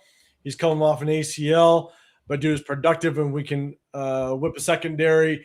I haven't done a lot of research on Chris Bell. I gotta take a look at him. Stuart, have you looked at him? No, I think is he the one that went to? Is that the Louisville kid, or is that the UConn kid? Okay, there's a UConn kid. Okay, so it's Louisville one. So no, there's 2 Bells. One went to UConn, one went to Louisville. So he's the Louisville one. Yeah, I don't. Yeah, I haven't really looked at him myself either. I'll check him out though. You know, if Jason Downs says he's good, I'll check him out. Says Louisville. Slam and Sammy, can't imagine the Rams taking quarterback at 3. I think the goal line. They might surprise some people. But if Matthew Stafford is kind of on the tail end, if this is his last year, it's a great situation. And a lot of people are saying that Ty Simpson could work really well with the Sean McVay system. And the funny thing is that Sean McVay and Kyle Shanahan, they run very similar systems. And Clint Kubiak runs very similar to what Shanahan runs, but also he runs a lot of what McVay runs. You look at, I won't be surprised if you start to see Jack Besh kind of run more that motion insert where he's inserting into the blocking scheme. Yeah, we saw the motion insert with the tight end. So we broke it down in the game film. Yeah, Kubiak isn't far off of the McVay system as well. And so if Sean McVay likes Ty Simpson, I would not be surprised if Clint Kubiak is at least eyeballing him and considering Ty Simpson with a potential trade back. So we'll see. We'll see how it works out. All right. We got that. Let's do this.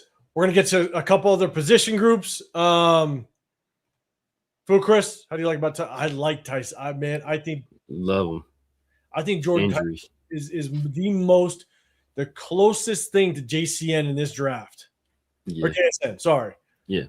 Like you could use him that way. He's probably one of the best route runners in this draft. Yeah. He just has the injury history. Yeah. Like if he falls because of the injury history and he's at like 16, damn, like maybe, I don't know, like maybe you go that route, but like injury history just scares me. Yeah. I agree. That part. Agreed. But goddamn it, he's like a healthy Jordan Tyson is the clear-cut number one receiver. Yeah, for sure, yeah. Okay, let me go back to the big screen. Let's have a little fun. We'll get a little break. We got over 240 in the building. We appreciate everybody rocking. Do us a favor. Right. Double tap that screen. We're going to do a start 'em, bench 'em, cut 'em. Before we do that, let me pull up who the current winners are entry. The entries are right now. Bang, there it is. All right, if you guys can see it, I'll move it around a little bit. Look, we got over 32 entered in so far. We got a couple. Remember, if you guess it multiple times, Jeff, you got 3 entries. Bart Montez, you got 2 entries.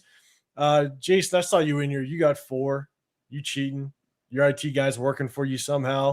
Wild. I'll go down to the bottom. We got Rick L in here, LS. Anthony Estrada, you in here. Fu Chris, you in here. IE Raider Mike. Jason Marshall, you're in here.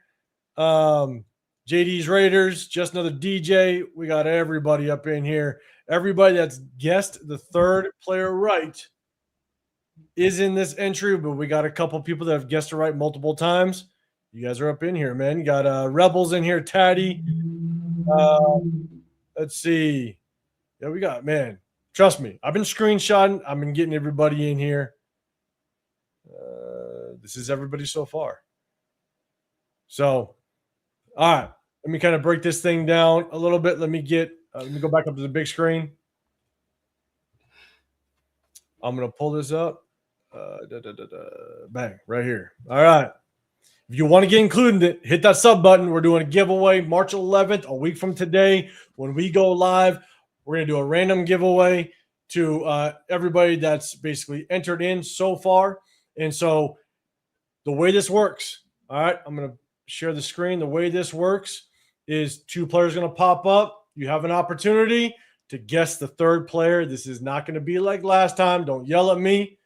God damn it. This is going to be a little bit better. It's going to be running backs. I'll give you a little bit of a hint, and then I'll give you an opportunity to fire away with the answers. You can type as many names as you want as you can.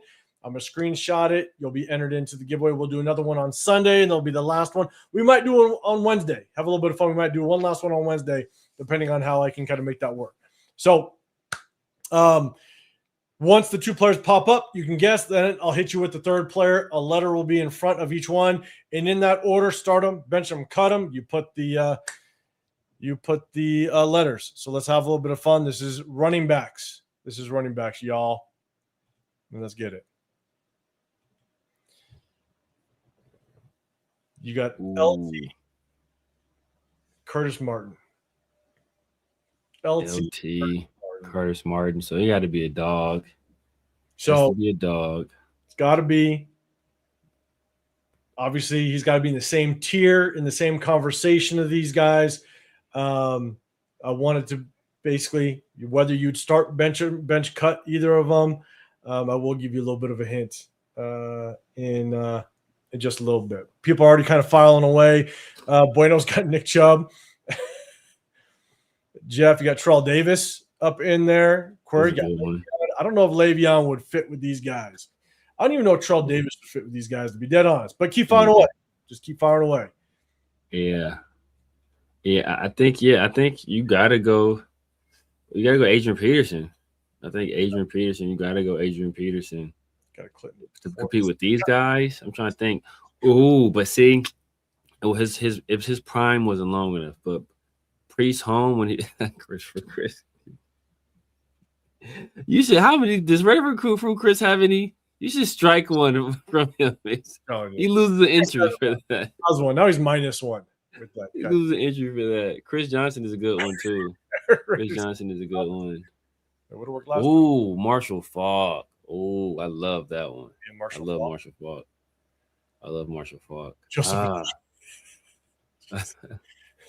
Another Marshall Faulk out there. Raiders throwing Marshall Faulk. Yes, another Marshall Faulk. McCoy, yeah. So he's not going back that far. He's not going that deep into the crates this time. I'll get yelled at. I don't want to get yelled at in 2 consecutive lives. He's not going that deep into the archives for that one. Man, yeah. Oh man, see, I'm between Adrian Peterson and Marshall Faulk. I forgot about Marshall Faulk. That was a good one. Sean. Yeah, see, Priest didn't play. The Priest's prime was longer. Priest is there, but his prime wasn't long. But he's thinking about just at the top of their game now. You know what? Oh, I'm going Faulk. I'm going Marshall Faulk. Actually, I'm going Marshall Faulk. Just look at their games, how good they are. I gotta go Faulk. I'm going Marshall Faulk. I'm going Marshall Faulk. Okay. You can go Marshall Falcons. I guess the one hint that I'll give, because you can't really give much hints because then everybody will get it. The only thing is, because I'm hearing names getting thrown out, and this will probably be the deciding factor, is this running back for his team was the clear-cut workhorse for his team. Oh, he was the clear-cut workhorse. So he was the workhorse. So it's a 2-back tandem. Okay. All right. Well, like, let me rephrase that then. He was the offense. He was the offense for them. Offense for that team.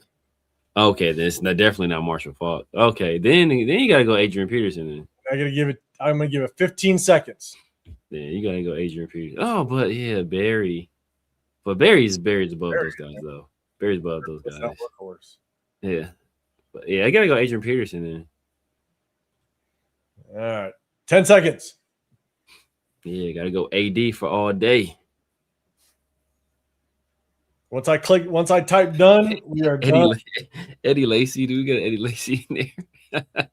5, 3, 1.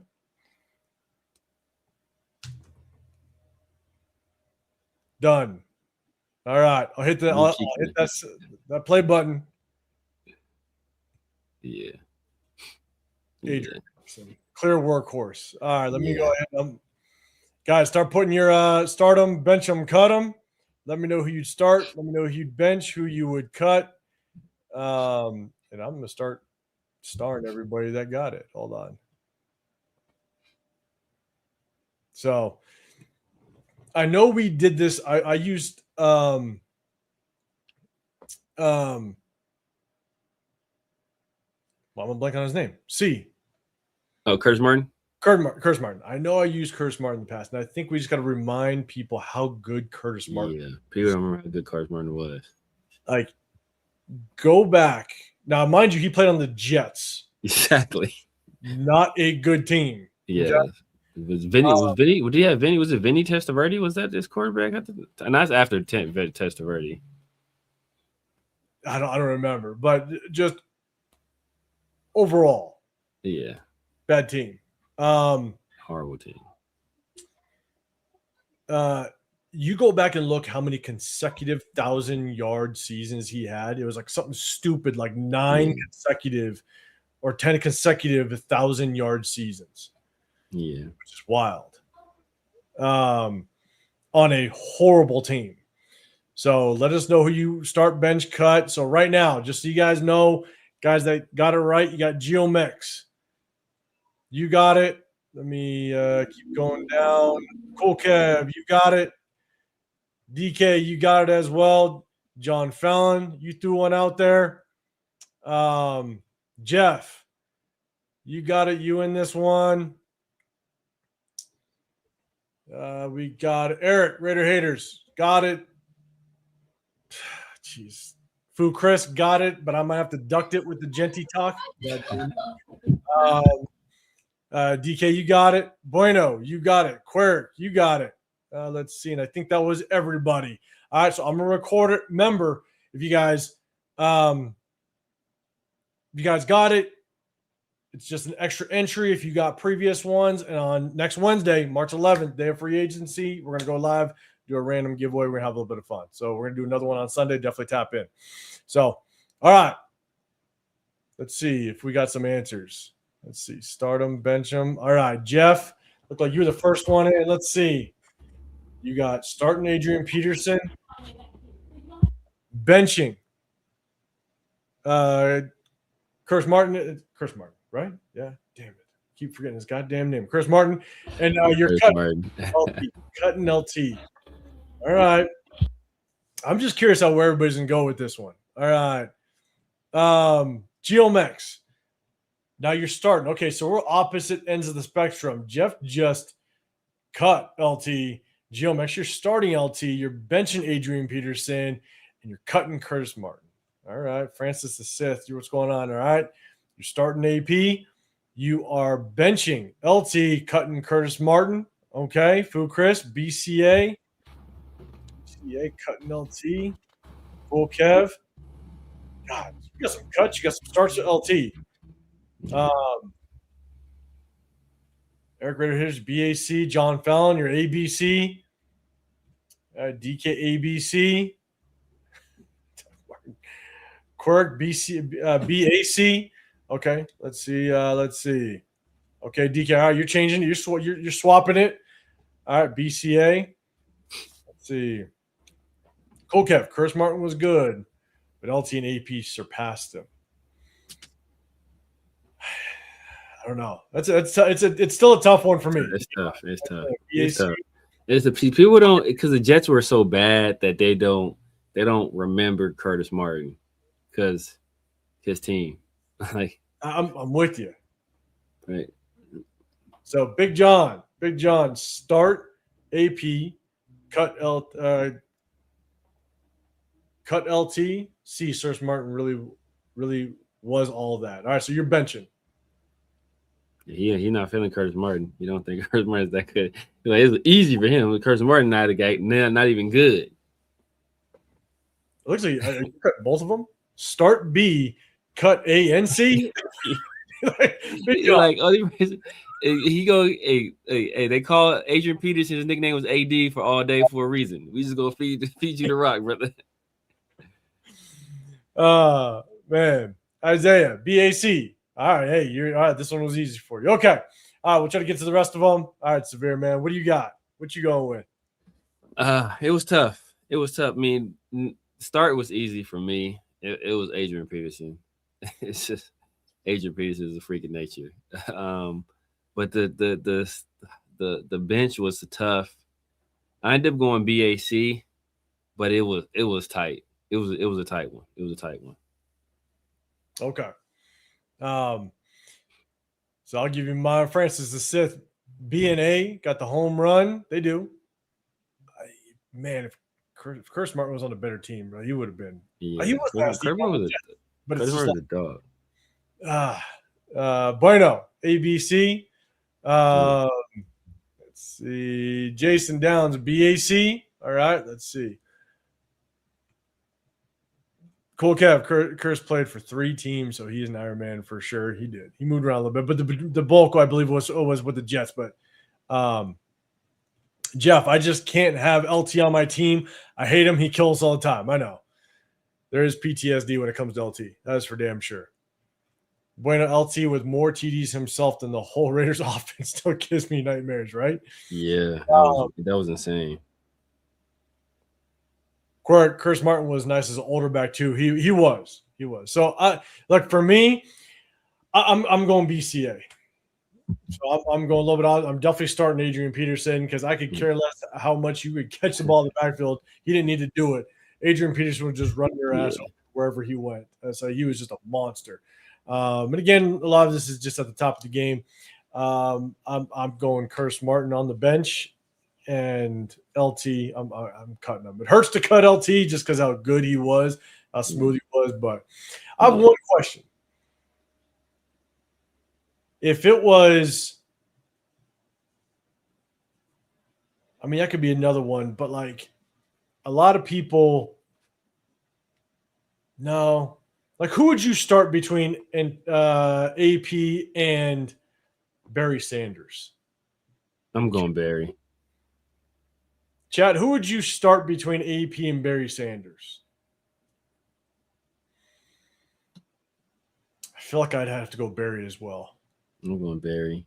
The only conversation for me over Barry would be like, I mean, people, two guys. One guy is going to be a lot less popular. Well, one of those guys is Jim Brown. And my personal favorite was Walter Payton, but even Walter Payton, I would have Orenthal would be the other guy. Those are the only two people I'll put in the conversation. I wouldn't even put necessarily Sweetness in the conversation with Barry. People don't, because of everything else, people don't forget how good OJ was. OJ was a monster. Yeah. OJ set the rushing record in like when they were only playing 15 games. It took forever for somebody to break it. Yeah. No, don't get me wrong. We're going Barry as well, but trust me, when I try to put these together, I just have no clue how people are going to like perceive certain players. And so, okay. All right. Barry clear cut. Number one. Cool. I'm good with that. Okay. All right. Appreciate it, guys. Remember, tap in with us. We're going to do a starting bench from Cut 'em on Sunday. Probably we might try to sneak one on Wednesday, maybe depending on how I can work it. But definitely we're going to do another one. So tap in on Sunday as well. Let's talk just a little bit more about the combine. We got just one more position group. We already talked about receivers, talking about offensive linemen, we talked defensive linemen, we talked linebackers. Let me go ahead and share the screen real quick. Let's talk running backs real quick because I think no matter what, we got to at least either in free agency or the draft, we try to just get one more running back, maybe a short yardage guy, someone that could be just more of truly that ground and pound that's going to just alleviate Genty, maybe 7 to 8 carries a game and not fall off too much. And again, if Genty does get hurt, which happens a lot, you don't want to fall off too much. So chat, let me know if there's any running backs in the draft you guys are looking at. Maybe you want to bring them in. Severe, I'll throw it to you, man. Anybody on the running back set that kind of popped off for you? I mean, obviously Jeremiah Love put on a show. He put on a show. And like, when I hear people saying he's like Bijan. That's the level they're putting him at right now. They're putting him on the Bijan level. In terms of what they think he's going to be in the league. So he put on a crazy show. Mike Washington, obviously, like, he was at Arkansas. What happened? Just the 40 time alone. 40 time alone. What was it, 4.33? Something like that? It was fast. Something like that. 4.33, I think it was 4.33 official.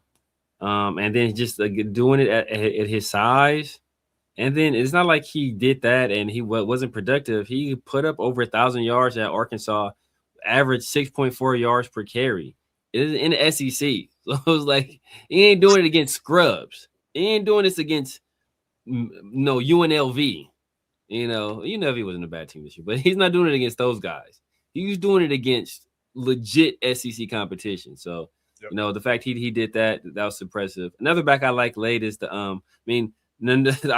ironically, the number 2 back in the class is Jadarian Prince. He's the backup for Jeremiah Love. So we want to have a shot at him. But the kid from Penn State, Singleton, I think. Or Singleton. Oh yeah, Singleton. Yeah, Singleton. I like that dude. If I'm not taking a running back before the 4th. Probably not until the 5th. To be honest with you, I don't know who will be available around that time. But like the Nick Singleton is a guy I like at running back. If the values there, Katron Allen too. Oh, and Jay Knott too. I like Jay Knott too, but Katron Allen as well. Oh, I gotta watch more of Jay Knott then. Jay Knott. He played with Mendoza at Cal. He was a monster at Cal. And he was supposed to be like a guy. Then I think he went to Oklahoma. He wasn't quite as good, but he's still a guy. Like he has some talent. So Eric Raiders, you're saying Adam Randall, Isaiah Randall, and Katron Allen. John Fallon, like the Hemby or the kid from Michigan. I don't know who the Michigan kid is, but definitely know Roman Hemby. Let's see. Jason, I feel like Mike Washington has a little hunger in his gut, wants to prove something, would be great in a wide zone.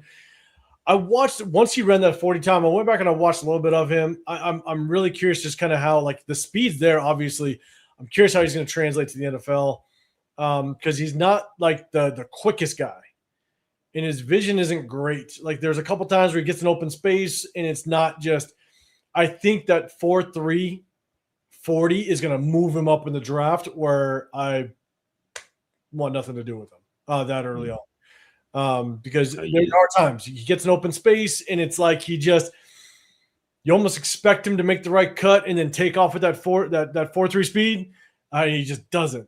So it's just like I'm just curious to see how where he ends up. So what up, Money Chuck? Let's see.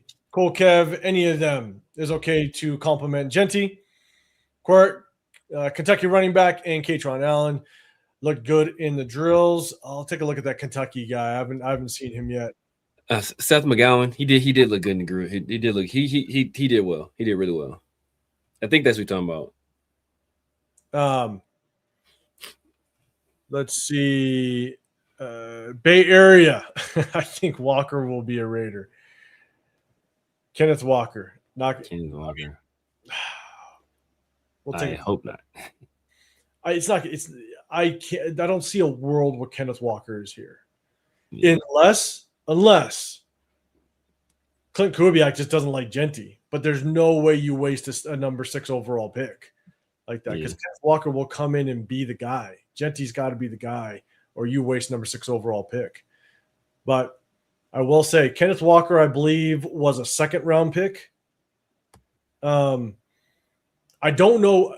Does anybody know, Sever, do you know, was Kenneth Walker one of the top running backs coming out that year? Kenneth Walker was a 3rd round pick, and he was the Doak. He was 3rd round pick out of Michigan State. He was the Doak Walker Award winner. But let's let you know how NFL teams value running backs. But I digress. I don't know why he fell to the 3rd.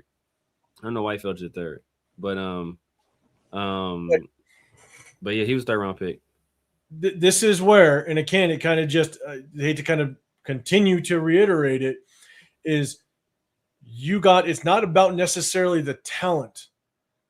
You literally have the Super Bowl MVP that the Seattle Seahawks are moving on from. Like, you just don't pay running backs. Exactly. You just don't, and it sucks because it shows it as he's a 3rd round value that he was a piece to a Super Bowl winning team, which is great. That's what you want, but he was a 3rd rounder, and if he's a 3rd rounder, that means you get that value in the 3rd round. But even as a Super Bowl MVP, you are not going to pay the guy, which is. It just tells you the value of running backs. And so, look, if we go get Fernando Mendoza, or we go get a franchise quarterback, there's a really good chance Genty may not even get a second contract over here. And ultimately, it's a waste of a 2nd round if he's not part of a Super Bowl winning team. It's a waste of a 6 overall pick. That's why it's hard to look at running backs early in the 1st round. Or not look at, even justify it. And so, okay, let's see. Jason, let's see. I can't wait till Amon Hardy comes out of Missouri. All right, let's see. So he's Jason Downs must be from Missouri. You from Missouri, Jason Downs? He likes a lot of Missouri guys. He knows about the Mizzou people. Barry Kubiak talked about splitting the ball. Yeah, he's gonna split the ball, but God, you bring over Walker, you pay that money, and then you have Genty that's gonna get. I don't see a world where it happened. I mean, Stuart, do you think there's a world where we bring in Kenneth Walker? I understand that there's the ties, but no. Damn, I just don't see it. If John Gruden was the head coach and the GM, yes, I could see that happening. Spytek is going to do a better job of allocating his resources to the correct spots, and you don't spend a lot of money on running backs, and so you just can't justify that.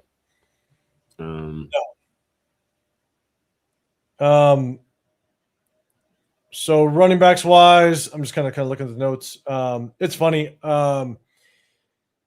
One guy that I liked, I don't even know if he's at the combine, but he's going to go way too early. Jonah Coleman from Washington. Oh yeah. He's nice. I like Jonah.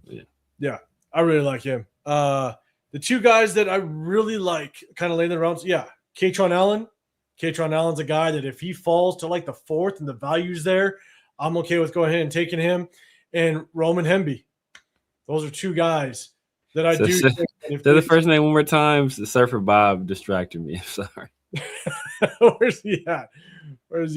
I see Dank first. Dank, I know. Anytime I say anything about Genty, it's automatically heat. But I'm the one that hates Genty, Dank. You got to twist it.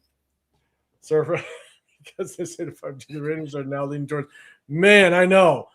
I want to sabotage our Raiders as much as I can. That's what it is. I didn't know you had that kind of power at 805. Man, dude, so let me know. Street from the practice facility. All right.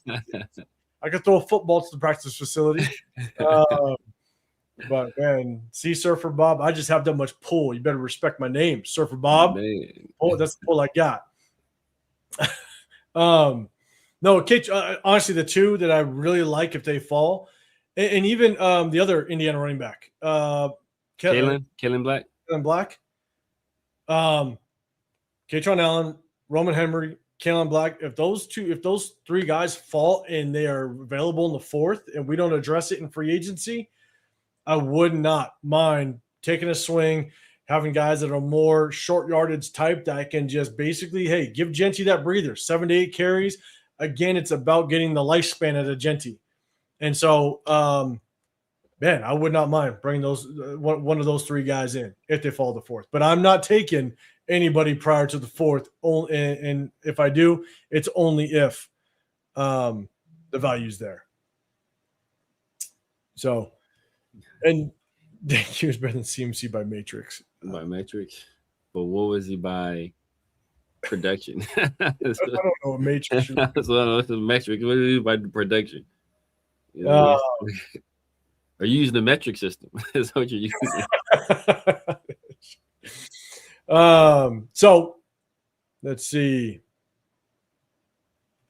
I understand, Barry. I understand that there's obviously the ties. And so I know that everybody's going to kind of put him in linked up with Clint Kubiak. So I definitely get it. And he is a speed. See, he is this, like, we need speed at running back. He is a speed guy.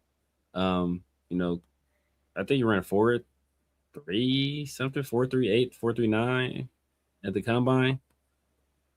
So he's fast, and we need that. We need that complimentary piece. I see Corey, you say you from Alabama. You didn't bring up Jan Miller. Jan Miller no good? Uh-oh. But Corey did say, I'll pay Algier. I'd bring here in a second. I like he might want too much though. Like I think he might want too much, and I think if he's going to leave that situation where he's in, why leave it to be like if I'm going to back up somebody, I'll back up Bijan. I'm not going to back up Ashton Genty unless he just thinks he can beat Genty out. That's just true. I'm just wondering where the running back value is going to go, like money wise. But if we get Algier, if we can't get Algier again, I know you've heard me say like Rico Dowdle. That's another guy I'd like to bring in, possibly see him back up Genty and just kind of steal some of those carries. And hopefully Genty's longevity can be there. So we'll see. Hell no. You ain't rocking with Jam. Yeah. My two in the building. What's going on, man? All right.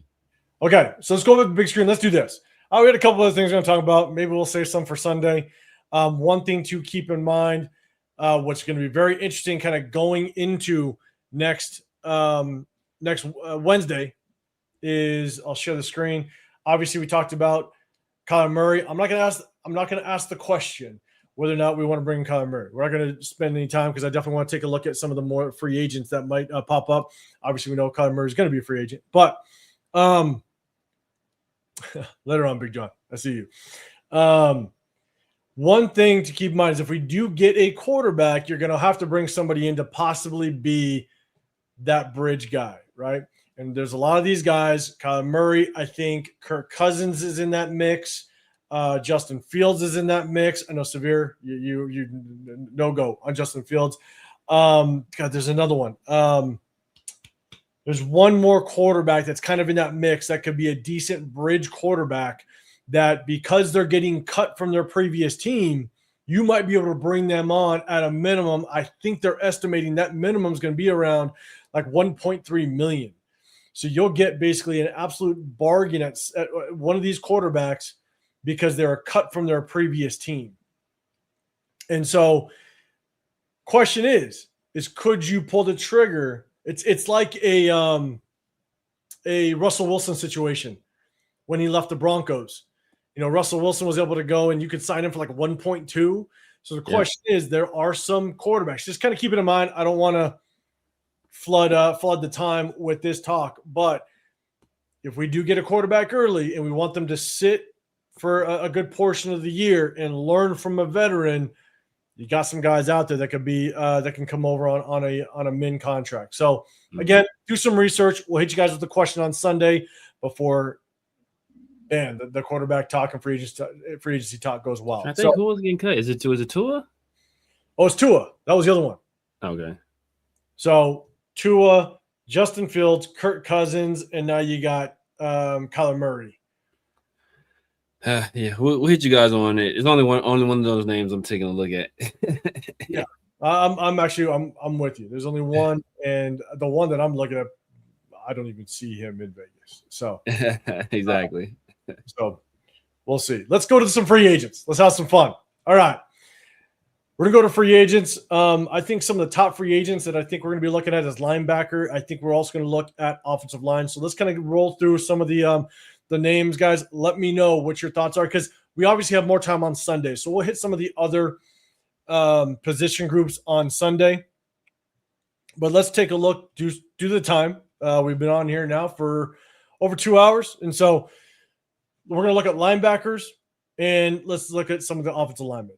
Okay. So linebackers first, guys. Let me know if there's anybody on the radar as we kind of go through, but let's take a look at the top one. You got Devin Lloyd. Devin Lloyd is out there. Guys, let me know if Devin Lloyd is someone you want to bring in, possibly take a flyer on. Severe, what's your thoughts on Devin Lloyd? Devin Lloyd would be phenomenal. He's still in his prime. I mean, at one point, I don't know if it was last year or the year prior, early in the season, he was considered like Defensive Player of the Year candidate. But for what it's going to cost, no. Like at his market value is 20. I don't think he's getting 20. Well, maybe because the salary cap just went up, so he'll get in that neighborhood. I'm not doing. I don't know if it's fake. We're gonna talk about with the lineman, but I heard that Linderbaum is gonna possibly break bank for centers. Yeah, that's what I heard. We'll talk about that later. But yes, I think salary cap going up, which means people are gonna start to kind of really throw some numbers out there. So it might be. Yeah, I'm good. I'm good on Devin Lloyd. I mean, the only really linebackers I'm really looking at, I would maybe kick the tires on Devin Bush. And then Nakobe Dean would be the other one. So, Dre, you're saying bring him at the right price. Eric Redhurst, you're saying yes. The one thing I went back and I looked, and we're going to kind of clip up some game film of Devin Lloyd, is I believe the Jaguars, all the game film that I watched, they run a 4-3. They run a 4-3 scheme.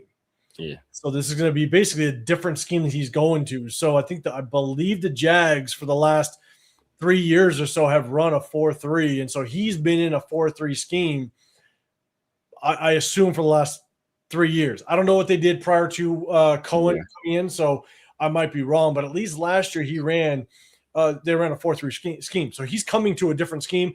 The question is, has he fitted? He's athletic. I think he can do it. I have to think of Devin Lloyd. I think he went to Utah. and he played under Kyle Whittingham. I think Kyle Whittingham ran a 3.4. I can't remember. I have to check it out. But I think Devin Lloyd, I'm pretty sure he went to Utah. He played under Cal Whittingham. So, and I think he runs a 3. Oh, but no, what? Cal Whittingham might not have been there yet, though. No, he was there. He for sure was there. He was there. He's been there forever. So yeah, I think he ran a 3.4 in college. Yeah. So if he did, then that's great. Got experience. But just looking at the game film with the Jags last year, they ran a 4.3. So again, I'm not sure if that will have any determination as to whether or not you might not look at him just because he's ran under a different scheme. I don't know. Overall, though, I do think Devin Lloyd, I think it's like I think Severe you said, as well as Quirk, I think you were the one that said it. Or was it Dre? Yeah, Dre, you said it. Bring him at the right price. I don't know if I want to break the bank for Devin Lloyd, but I think he's going to want his money. So we have so many position needs on this defense as well as offense. If we're going to break the bank, I'm willing to break the bank on the offensive line if we need to, and that's kind of where I want to target. We'll talk about the offensive line in a second. But Devin Lloyd at the right price, I definitely would consider bringing him in. Devin Bush, I think, is an interesting one. Again, the Cleveland Browns, they run a 4-3 scheme, so he's going to be coming to a different scheme. We'll see just kind of how that transition over, but I do like Devin Bush. I'd be very interested in bringing him in. Quay Walker, I think for Quay Walker, the price tag has to be right. Exactly. Like, if he's not going, I don't want to pay more than other teams. Like, he might have to sit for a little bit on the market, and then we kind of take a flyer on him. But I'm not paying him more. I'm not getting into a bidding war for Quay Walker. If Nakobe Dean is good with injuries, I think he's a bad man. Bad man. if we can get the 2024, I believe it was, Nakobe Dean, then bring him in and let's get him in this 3-4 scheme. Because, again, the Eagles run a 3-4 scheme. So he's comfortable with it. You know he can fly with it. And so, God, if we can get a healthy Nakobe Dean, bring him in. He's young, and we all know he'll make Genty better because Genty's going to have his eyes wide open seeing Nakobe Dean. Man, building. And then I think Ronald Williams was, I think he came over from the Eagles. I think he was the LB coach over with the Eagles. So he'll have some familiarity already with Nakobe. So, Randy Pittman, what's going on? You're saying any Raider fans feel like this year is going to be the start of a turnaround. I'll answer this pretty quick. Like, Clint Kubiak was my number one, but there's just always a risk with a rookie head coach. So I hope it is. It just kind of remains to be seen, but he was my top choice as a head coach, and so I'm hoping for all the best. Severe, quick thoughts on that one. I mean, you guys know how I feel about Clint Kubiak. I don't hate him, don't love him. I'm hoping for the best. I'm hoping, obviously Pete Carroll didn't know what he was doing. That's evidenced by our draft class. I think he had a heavy influence over that. I'm hoping kind of exercising that poltergeist from the building. Hopefully that helps us out. I like Clint as an offensive coach. I think if things are going well, I think he'll do well. But, I worry about him if we hit a patch of adversity. Is he going to be the guy that'll pull us out of it? Unfortunately, he has a very veteran coaching staff. Mike McCoy is a veteran guy, been around forever. Joe Woods, veteran guy, been around forever. So he has some guys to kind of fall back on and kind of help guide him through this process. So I'm hoping for the best, man. I'm hoping this is the guy, our guy for the future, and we don't have to make another head coaching hire in 3 years or so.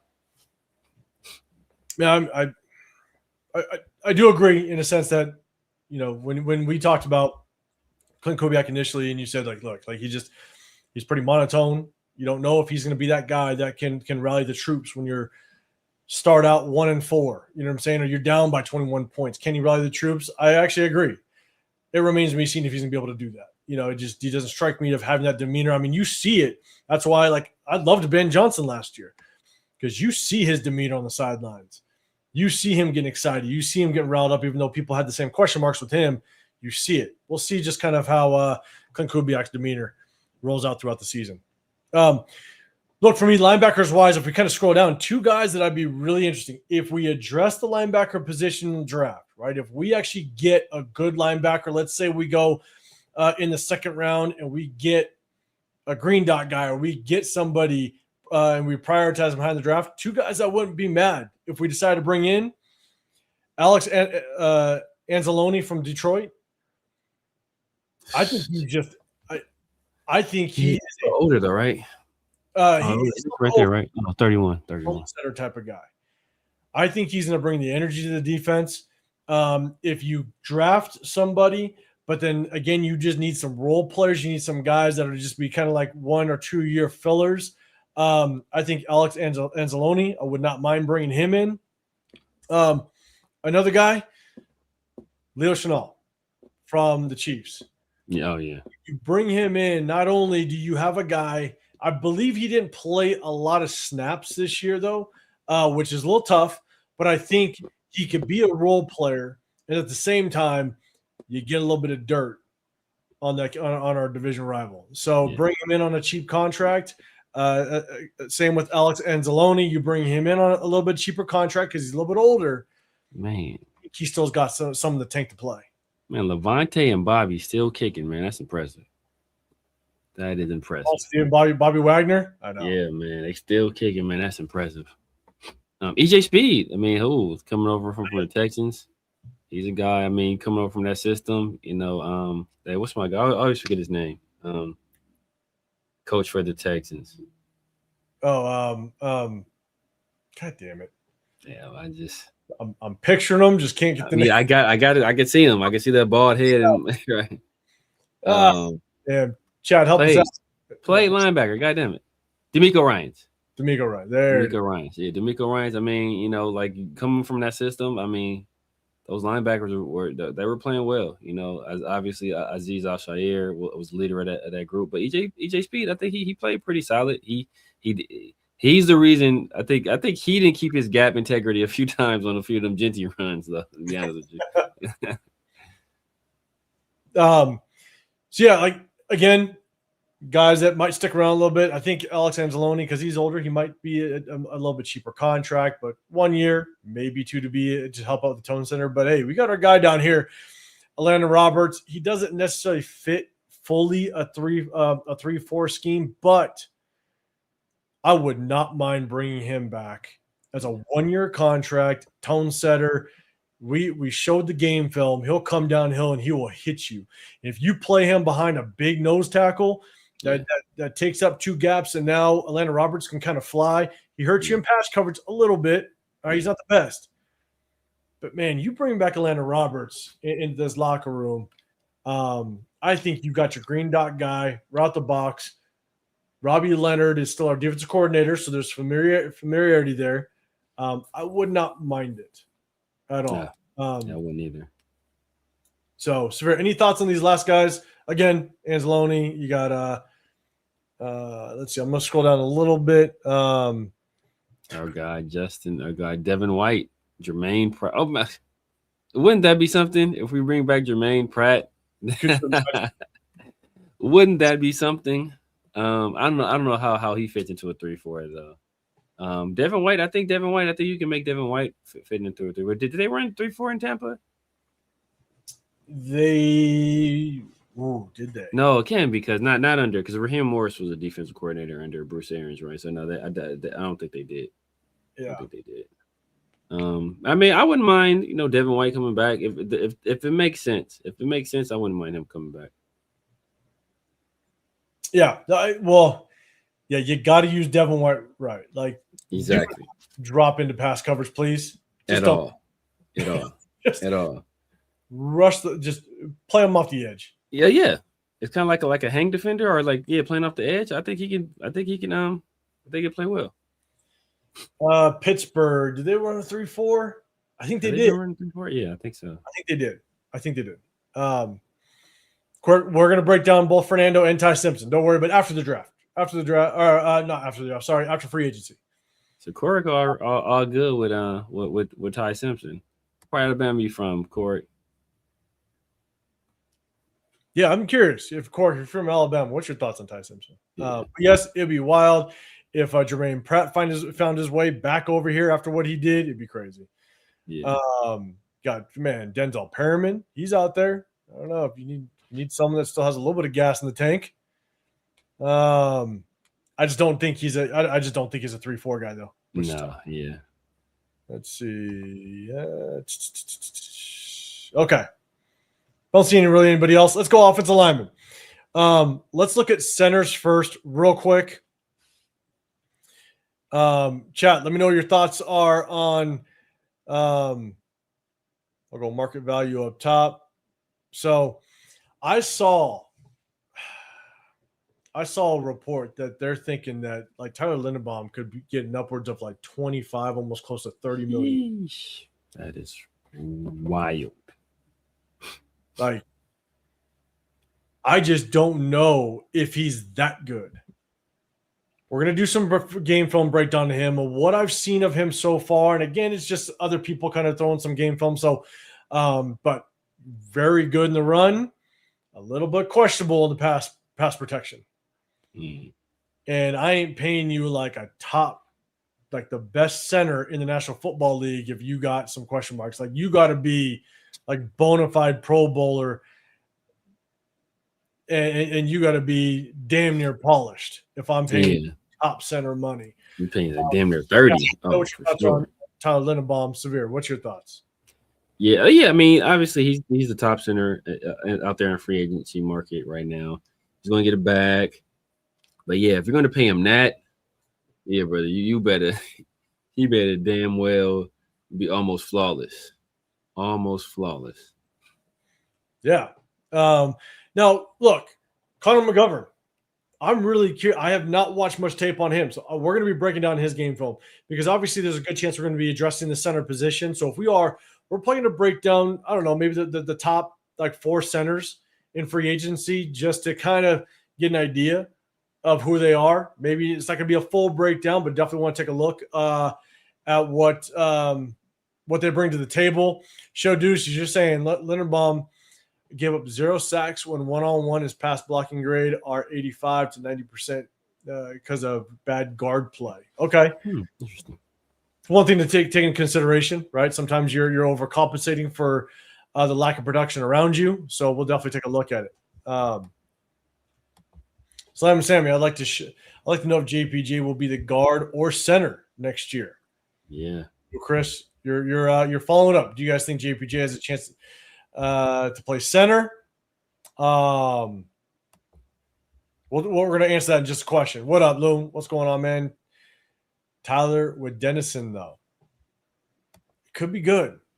I like just what Dennison brings to the offensive line coaching room. But yeah. Oh, yeah. I love what he brings to the coaching room. That was my favorite. That was my favorite hire of all the coaches, including Kubiak. Dennison was my favorite hire. I agree. I really like Dennison, and yes, he could definitely probably produce and generate just wonders with Tyler Linderbaum. I'm not going to deny that. But let's talk real quick about, is there a chance JPJ goes to center? I kind of have my take on just the offensive line in general, but Severe thoughts. Do you think there's a chance that JPJ goes to center? Probably not. I mean, I doubt if they want to keep moving him around. Me personally, I would move him back to center. That seems to be where his comfort level was. That's what he wants to play. That's what he played. You know, that's where he finished his Oregon career at playing. That's where he finished his rookie career playing. That's where he went into his sophomore year preparing to play. And then they ripped that opportunity from him. So at the very least, letting him compete for it. If he doesn't win it, then you know he has a home. He can play at some of the guard spots. But I would let him compete for that center spot. And if you let him compete, you know, unless we bring in a guy like Tyler Linderbaum, if we let him compete, there's a good chance he can win that job. Yeah, and Jay, you're saying $22 million for Linderbaum max, or get a guard, draft a center, JPJ at center with Logan Jones, or a height to back him up. I know we talked a little bit about the offensive lineman earlier. This is what this is what I hate about going into this offseason with this offensive line is Brendan Carroll was so bad. I have no clue what we have with our offensive line. I can only base it off of what we saw in 2024 with the guys that are still on this roster. That's all I can base it off of. Is Caleb Rogers better than what he showed last year? Maybe. Is Charles Grant better than what we saw just the last couple of games? Like Charles Grant showed promise, but with better coaching, could he show even more promise? Severe, don't answer that because I know what you're about to say. But there's just so many question marks.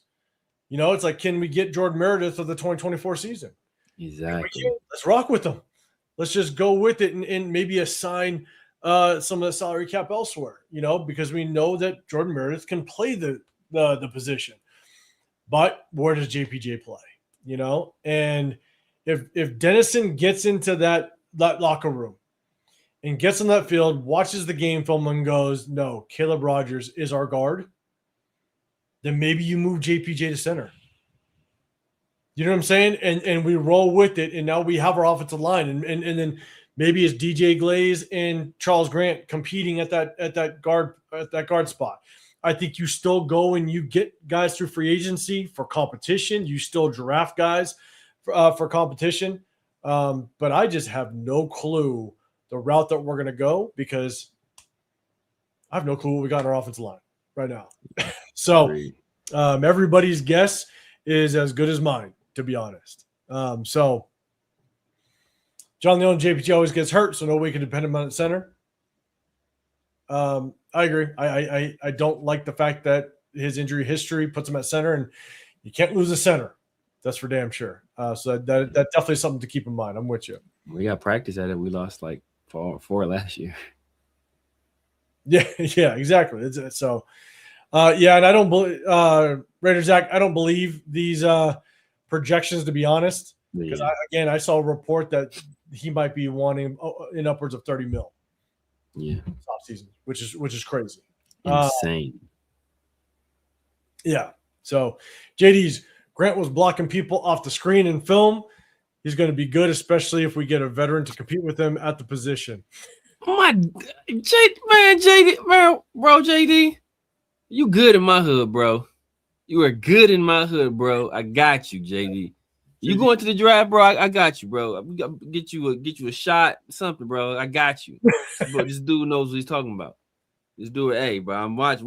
You coming up. Your draft is rising. Your draft stock is rising, JD. Oh man. So would you be open to signing Hassan Reddick? I would think after the first run of free agency and the draft. If he's hanging around and we can't get guys, maybe I'll take a swinger at it. Severe, what's your thoughts? Yeah, at that point, if you need like an edge, and he's an older guy. I don't know why he would want to come here. It'd be a situation where he's not getting any other offers, and if he's not getting any other offers, he's willing to take like a pretty cheap deal. I wouldn't mind having him here. I wouldn't mind. Not like we have any like young guys he'd be beating out. Like, I think it's like Coons is a free agent. Snowden, I think we still have, but I don't think he'll really be, in his path too much. So I wouldn't mind it. Yeah, and again, like I said, if we don't, the first flow of free agency, if we miss or don't get anybody and we miss in the draft, then I would consider if you're still sticking around. Fu Chris, if Will Putnam is on this 53-man roster, I will cry. Oh, bro. I don't know how he made it last year. I was so pissed. That's when you knew the jig was up. When he's on the 53, the jig was up. My God. Yes. Hey, Antonio. Yes. If JPG at center, Raiders will need Plan B without question. So John Leon signed Jalen Phillips and Chase on trade Crosby. Yeah, that would be wild if you did that. Yeah, I don't think we can sign Chase on. Not after letting him walk and him taking a cheap deal, and then he going over there and balling out. Chlorilla. Quirk, I don't want Hendrickson. Yeah. I'd much rather get somebody in the draft, or I would prefer to get somebody in the draft if we try to get somebody. I don't know if I'm dumping money in Hendrickson because then that means you get rid of Maxx. If I'm going to continue to pay money, I might well just roll with Maxx, to be honest. Yeah. Severe, what's your thoughts? Exactly. Same. Yeah, I feel the same. You know, if I'm gonna pay that kind of money, because part of the reason why you trade Maxx is that you get the advantage of you saving, get those draft picks, and you saving some of that money against the cap. I'm not going to trade Maxx and then immediately sign another more expensive guy that's also older. Yeah. I'm not pulling that trigger on Hendrickson. All right, let's look at guards really quick. We're not going to look at tackles. Again, we're going to look at more free agents on Sunday. We're going to break down some game film. Let's take a look at some of the guards that are out there. Maybe some guys we want to bring in for competition. Again, if JPJ goes to center, we might be looking at a guard situation. And so there are some names. Wyatt Teller, he's no longer with the Cleveland Browns. Cleveland Browns just got absolutely depleted when it comes to their offensive line. What kind of is a wild card a little bit in that center position is, I believe, the Chicago Bears center ended up retiring. So now they're looking for a center, which now we got more competition if we're looking at the center position. So, chat, let me know if there's anybody kind of on the top tier, because, look, I'm a build in the trenches guy. If you're going to go after an offensive lineman, either you're getting them very early in the draft, like top 10, or with all of our salary cap, I'd love to see us prioritize it in free agency and go get some of these top guys to address some of the offensive line issues. So, chat, let me know if there's anybody that you see here that you might want to take a flyer on, take a swing, bring them in, beef up this offensive line. Severe, anybody that pops out at you on the top list? Not really. It's interesting they got Brighton Smith listed. You know, they got his position at right tackle, but they got him listed with the guards. I don't know if they're anticipating a move to guard. I know I think he had an injury issue last year. I think it was a neck or something like that. So that'd be interesting. And the top guys, I mean, obviously the one that sticks out the most is Mekhi Becton. I think he was hurt last year, I want to say. So I don't know about him. Another one, interestingly enough, another Charger, Zion Johnson. He's a guy I liked when he was coming out in the draft. I think he went to Boston College, if I recall correctly. I don't know how far he'll go down. I think it's got other positions in here too. Elijah Vera Tucker is a guy that's super talented. He just can't stay healthy. He's super talented but cannot stay healthy to save his life. That's another SC guy. Our good old friend John Simpson. I don't think John Simpson has the mobility to run this game though. But yeah. So Quirk, you're saying a guard from Carolina got recommended to us via reporter. Okay, looks like we're searching a little bit. JD's, I want to draft a D tackle or center in the second round.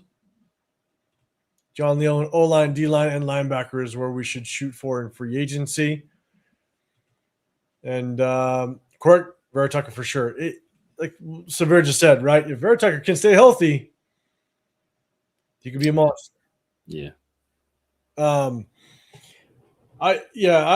myself, I'm really curious just kind of where we go. Mekhi Becton could be very interesting, given the fact that we are going to run quite a bit of power. Clint Kubiak likes to run outside zone, but he also will run straight at you. He'll run duo. He'll run power right at you. And so Mekhi Becton might be a very interesting look as well. Kevin Zeitler is a guy that I liked a while ago. Back, I believe he was with the Baltimore Ravens at the time. But he's just on the older end. Yeah. But if you need someone just for a veteran competition, just in case someone gets hurt, Kevin Zeitler's pretty solid. Even at an older age, you could probably get him for pretty cheap. Yeah, 36 is crazy. Yeah. Wyatt Teller, man, I think when I looked him up, I'm telling you, I think he's got a lot of injuries from his past. So I'm not sure if we're going to take a swing at him at all. Evan Neal's a guy I know that people have been kind of playing around with name-wise. Younger guy. That there was some improvement with that Giants offensive line. So wouldn't be mad if we took a look at him. Elijah Vera Tucker, we just talked about it, man. God, if he can stay healthy, that'd be interesting. Evan Neal was a pretty high pick at tackle, if I recall correctly, wasn't he? Evan Neal? Yeah, I believe so. think he was pretty tight. Yeah, I think he took the Giants took him pretty high, like top 5. I want to say at tackle. So transition to guard. I mean, that'd be interesting. Yeah. I don't know how well, and I think he ended up being a backup. But if you can get him on a cheap, if you miss on some guys, you need a little bit of depth. Now that we have, I'm blanking on his name. Our offensive line coach, Dennison. Former first rounder, drafted as a tackle, moved down into guard, but then obviously I believe he got traded over to the Chargers. He's now a free agent. This Trevor Penning kid, yeah, he was a monster coming out of college. If he sticks around and you miss in free agency the first wave, you miss in the draft, you take a flyer that maybe Dennison can kind of get just some competition out of him.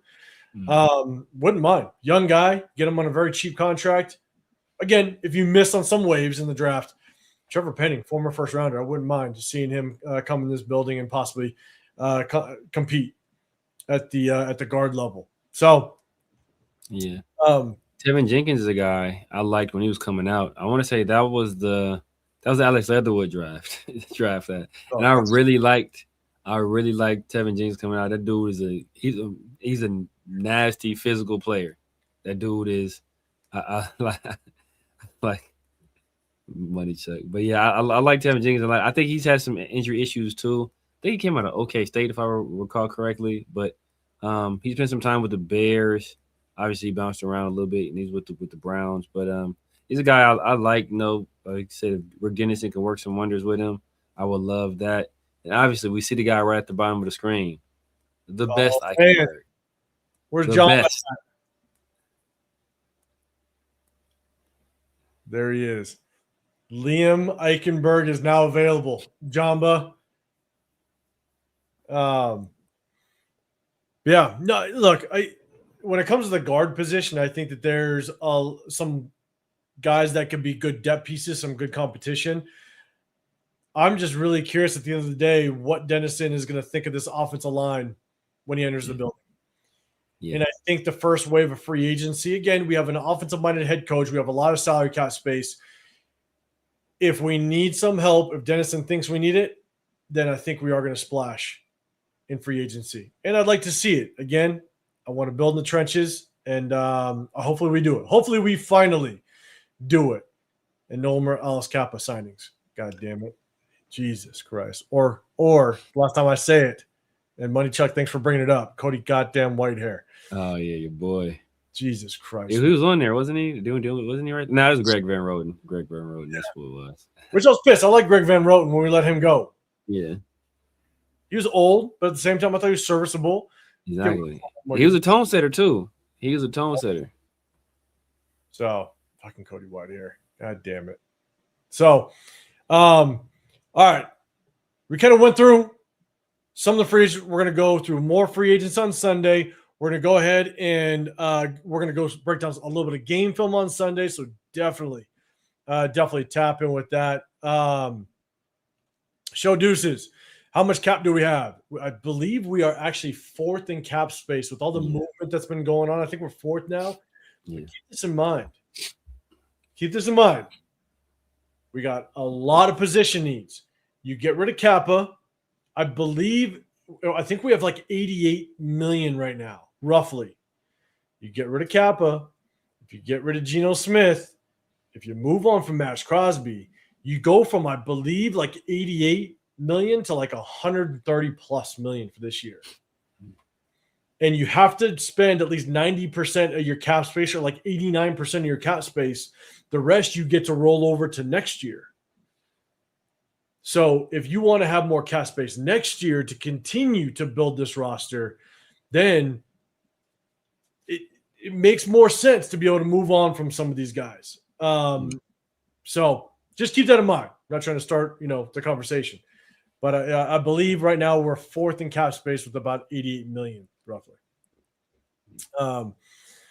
Money Chuck, Zion Johnson also played center in San Diego. He was the 17th overall pick in the draft and was always healthy. I take a flyer on him with our O-line coach, quality depth at the least. Yeah. I like Zion Johnson. Like you're saying, I do think he's a pretty versatile player as well. So, man, that'd be That wouldn't be a bad decision.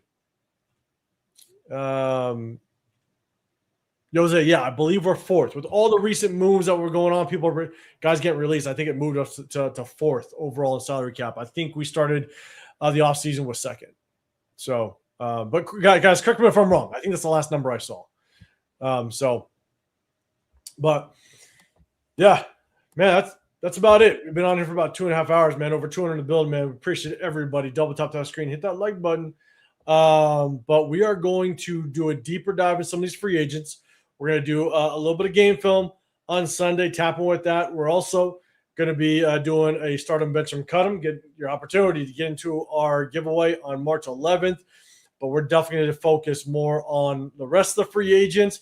And look, there's going to be some moves, possibly rumors getting thrown out there by Sunday. Because we all know, even though free agency kicks off March 11th, you start to hear a lot of rumors. You start to hear a lot of people confirming that they're going to be signing or moving. You also might see some trades. We've already seen, obviously, the Chiefs make a trade with their corner, so more might be flying in the next couple of days. So definitely tap in with us. So appreciate everybody rocking with us. Severe, man, let everybody know what you got going on throughout the week, especially your late night lives. You guys know what it is, man. The Severe Raider here on YouTube, Snapchat, TikTok, X, IG, Kick, Twitch, everywhere. The Severe Raider. Holla at me, man. Sundays and Wednesdays, man, in the Raider War Room, my guy, Christian Protect the Shield, and 805 Raider. And then Tuesdays and Thursdays, my brother PharoahNFL and with the 50-50 show and Around the Shield. Tap in with me, man. You know, come in. Make sure you guys like the video. Make sure you guys comment, subscribe, hype the video if that option is available, man.